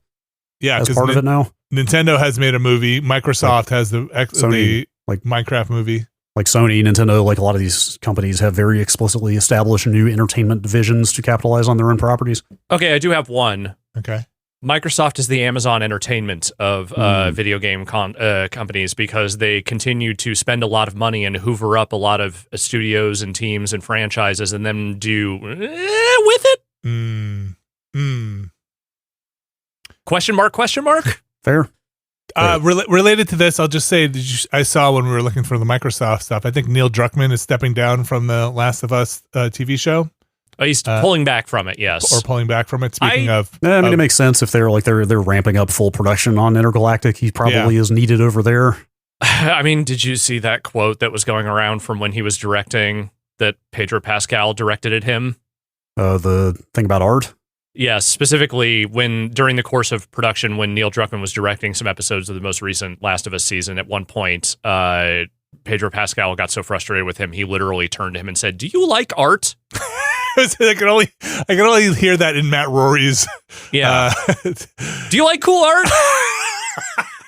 Because it seems like you don't. This book is for you. That's a really brutal thing to be told by your starring actor that you are directing. Yeah, that's rough. Look, just put the helmet back on and be a Mandalorian, okay, Pedro. You know, did that season went up all at once, right? That second season of Last of Us? Not all at once. No, that was week by week. Oh, it was. It's over. It's over. Okay. Are they done? God, that thing landed like a ton of bricks. No, they are not done. Oh, it was my understanding. No, it was not. My understanding is they only covered the Ellie half of 2 in this season, roughly. Is that correct? Wild. I don't know. I really have no idea. I didn't. Not only that, I don't think they covered the entire Ellie half either. Like I was talking to a friend of mine who's never played any of the games, knows nothing about the story, and like basically it sounds like they did not get into the Abby portion of that story at all yet. I think Abby was introduced, but very little actually happened with her outside of the most significant thing. But as far as where the game story, where she becomes the playable character, like none of that has been done yet. So yeah, they're talking about spreading it across 2 more seasons. 2 more? Yes. Yikes! It's a long game. Look, it's not 3 seasons of television long. I feel like you guys have a finger sometimes in the temperature of the internet. Do you know what the temperature of the internet was for the people who didn't know about the early twist? Oh, the twist. I stopped paying attention after I went and looked the day after that episode aired and saw a ton of people going like, "I'm fucking done with this show. Fuck this." Okay. So people didn't know it was coming? Some people didn't. All right, fair. All right. Anyway, just throwing that in there. Speaking of Sony and video games cross-pollinating with movie studios and TV. Another email, Brad? Last one, Drew in Minneapolis. What place that arcade cabinets usually aren't found would be most improved by them? I'd love to play some of the 6-player X-Men at a coffee shop. Laundromat. Those are definitely places to find. I'd say those are in the middle there of I don't like think I've ever places, seen, I don't think I've ever seen a laundromat with arcade machines. But I feel like no, I definitely have because that's where the quarters used to be. Okay, I've never actually seen that around here. I've been by plenty of laundromats in this town. Yeah. Laundromats are correct, and I've seen occasional little game things around laundromats, but it's usually like, hey, here's a little pachinko machine or something like that. It's not like a full-on arcade cabinet. That's a great place. The other place that most people spend their most time waiting, and they most need something to distract them that isn't just their phone, auto mechanics waiting room.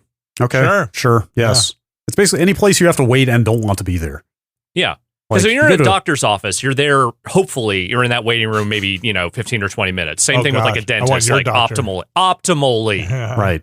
You're at an auto mechanic and you're waiting, you don't know when the fuck you're getting out of there. Yeah, like you're at a laundromat, like unless you're leaving your stuff and coming back, you're there for like 2 hours. Yeah. Also, I don't want to touch anything in the doctor's office waiting room. No. Fair. Maybe I don't want to touch anything in the auto mechanics place either. There's probably a lot of oil and grease on those sticks. That's all right. But that's all right. It's fine. I'd rather do that than stare at my phone. Yeah. Sure. Those are good places. Doctor's office. Yeah. Where else does one wait interminably? Airports? Oh my gosh. Yes, you do wait at the airport arcades. Remember when the movie theater had a bunch of arcade machines? Yeah. They still do, but they're all garbage now. Yeah, they do. They're all garbage. It's basically like, here's an iPad that lets you play Fruit Ninja, and also here's this Guitar Hero arcade cabinet we bought 10 years ago, and no one plays it. That's just arcade machines now. Yeah. I think I try to avoid waiting now. I hate waiting. I don't like it. Who likes it? Okay, like just arcade cabinets all up and down any government office like a DMV or something like that, where the only places that still make you go in person to hand in a physical piece of paper, a bank, like sometimes when you have to go, you're like, shit, I really have to go in person to this bank to do this damn thing. How about every other booth on the voting line is is an arcade cabinet? I don't think you should be thinking about other things when you're in that voting booth, personally. Just vote for Mike Hagar. But on that note, you are leading me down a path here, and I'm realizing the thing that might help revitalize America finally is literally just putting an arcade cabinet everywhere. Like, that is going to be my new political platform going forward. A chicken in every pot, car in every garage, a bad dude's cabinet on every corner. Every corner. Every corner. Are they still a quarter? Yes. Wow. Inflation proof. Wow. 25 cents for every game. Hot damn.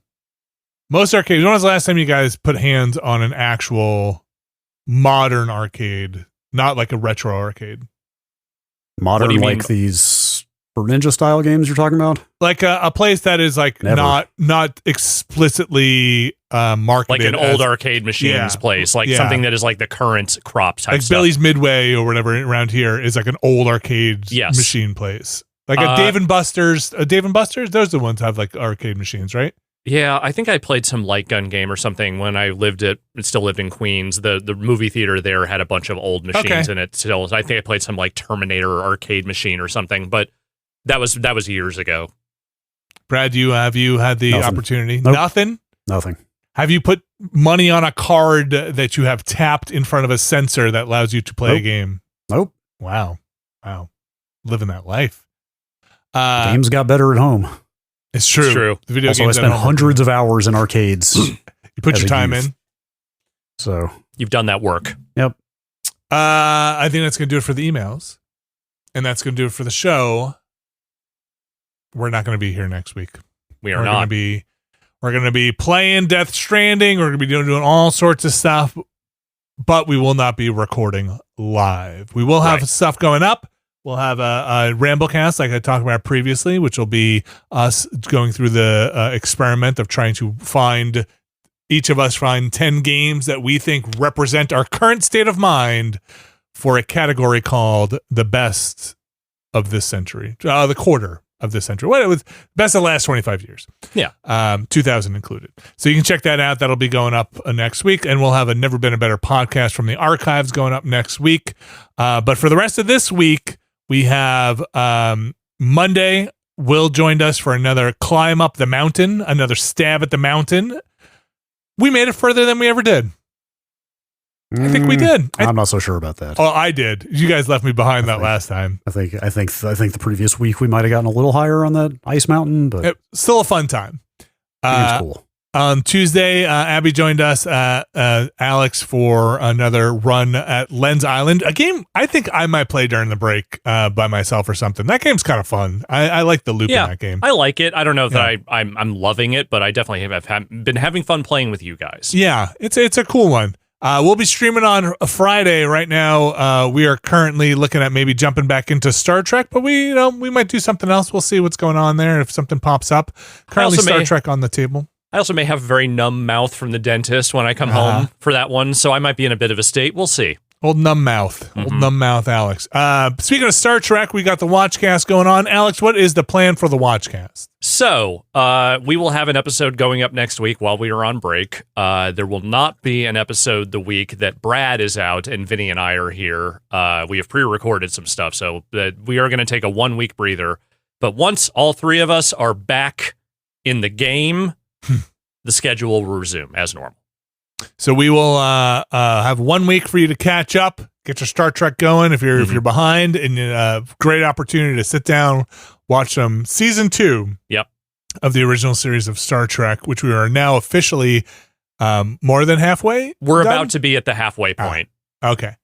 You can check all that stuff out over at the Patreon. That's, like we said, the Ramblecast. We have Never Been a Better Podcast is up. We'll have a Planorama going up later this week. All that stuff at Nextlander.com or patreon.com/Nextlander, where you can find a tier that is right for you. Plenty of tiers there, and the stuff, amazingly, it sits all in that tier just waiting for you to go sign up. If you want to move up a tier, that stuff, bam, suddenly just floodgates, and you can do a bunch of catching up there. Love it. Go have a good time. Have a ball, as I like to say. There are plenty of tiers there, but there is one tier that gets their name read on this year's show. And it's the Mysterious Benefactors tier. Alex Navarro, would you do the honors of reading our Mysterious Benefactors for this week? Yes, I would. Our Mysterious Benefactors for this week are Jerry Lee, Sean Miller, Sending Good Vibes on the Internet. Thank you. RRE, Alpha Rhythm, Infelicitous Rips, David L., Kelly F., Brian Lucier, Skywarp, Jason Grimm, John Hubbard, NXL Retirement Fund, Evan Cook, Mark Wilhelm, Jerry Lee, Eski's best friend Deirdre. SKA. All right, SKA's best friend Deirdre. Gary Peshke, Robert Fisher, Waypoint.bunnycrimes.com, Jad Rita, Statics, Brian Murphy, Randy Duax, Randy Alderson, Andrew Tiepkin, Alex Wu, It's Me JP, Edward Chick, Andrew Slosky, Steve Lynn, Matthew Herrig, David Campos, and Tyler Treese. Thanks to all our Mysterious Benefactors, and thanks to anyone who has supported us over our tenure here at Nextlander. We appreciate it. Couldn't do it without you. Sometimes we're a little wee, and sometimes we're a little woo, and sometimes we're all a bit wee woo, wee woo, wee woo. That's the mission statement. Are you doing a Kojima thing? What are we doing here? Wee woo. Lolly la lo loo, Yes, whatever. sometimes we are the wah wee woo way woo around. All right. That, or that. Look, if you know, you know. Yes. But thank you all for helping us out, and not only helping us out, really making this possible. Helping us out, a bit of an understatement there. Making it all possible, and allowing us to do this, and go take some time off to recharge. Yes. And spend some time stranding or whatever. Brad, do you have any bigger, since you're going to be off for 2 weeks, any grander plans, or is the plan to not have plans? I'm going to be gone for a lot of it. I'm going to be out of town for about 2/3 of it, so will not be near my normal stuff to work on normal stuff projects much. So you have some plans during the time off? Gone seeing family for the most part. Well, have a great trip. Thank you. Enjoy. We'll see you when you get back. We'll miss you. Alex, we're going to try and get some folks to come by in the meantime there. We got some plans. We got some feelers out there. Thanks again to everybody who is listening. Like I said, we have a bunch of other stuff going up this week, and then Friday we'll have our last stream before we go on vacation. It is July 4th here, but since we're taking vacation, figured we'll do one final one before we take off together. So come celebrate us. Join the resistance. Come celebrate. Join the resistance. Watch us play Star Trek. Maybe, I don't know. That's right. To a better future a unified future, a future of a Star Trekian. Is that, do people say that? A Star Trekian future? Yeah, sure, we'll go with that. Yeah, we'll go with that. Thank you, Brad. Thank you. Thank you, Alex. Thank you. And we'll be back in some form next week, but more likely the week after. Yeah. Soon. See ya.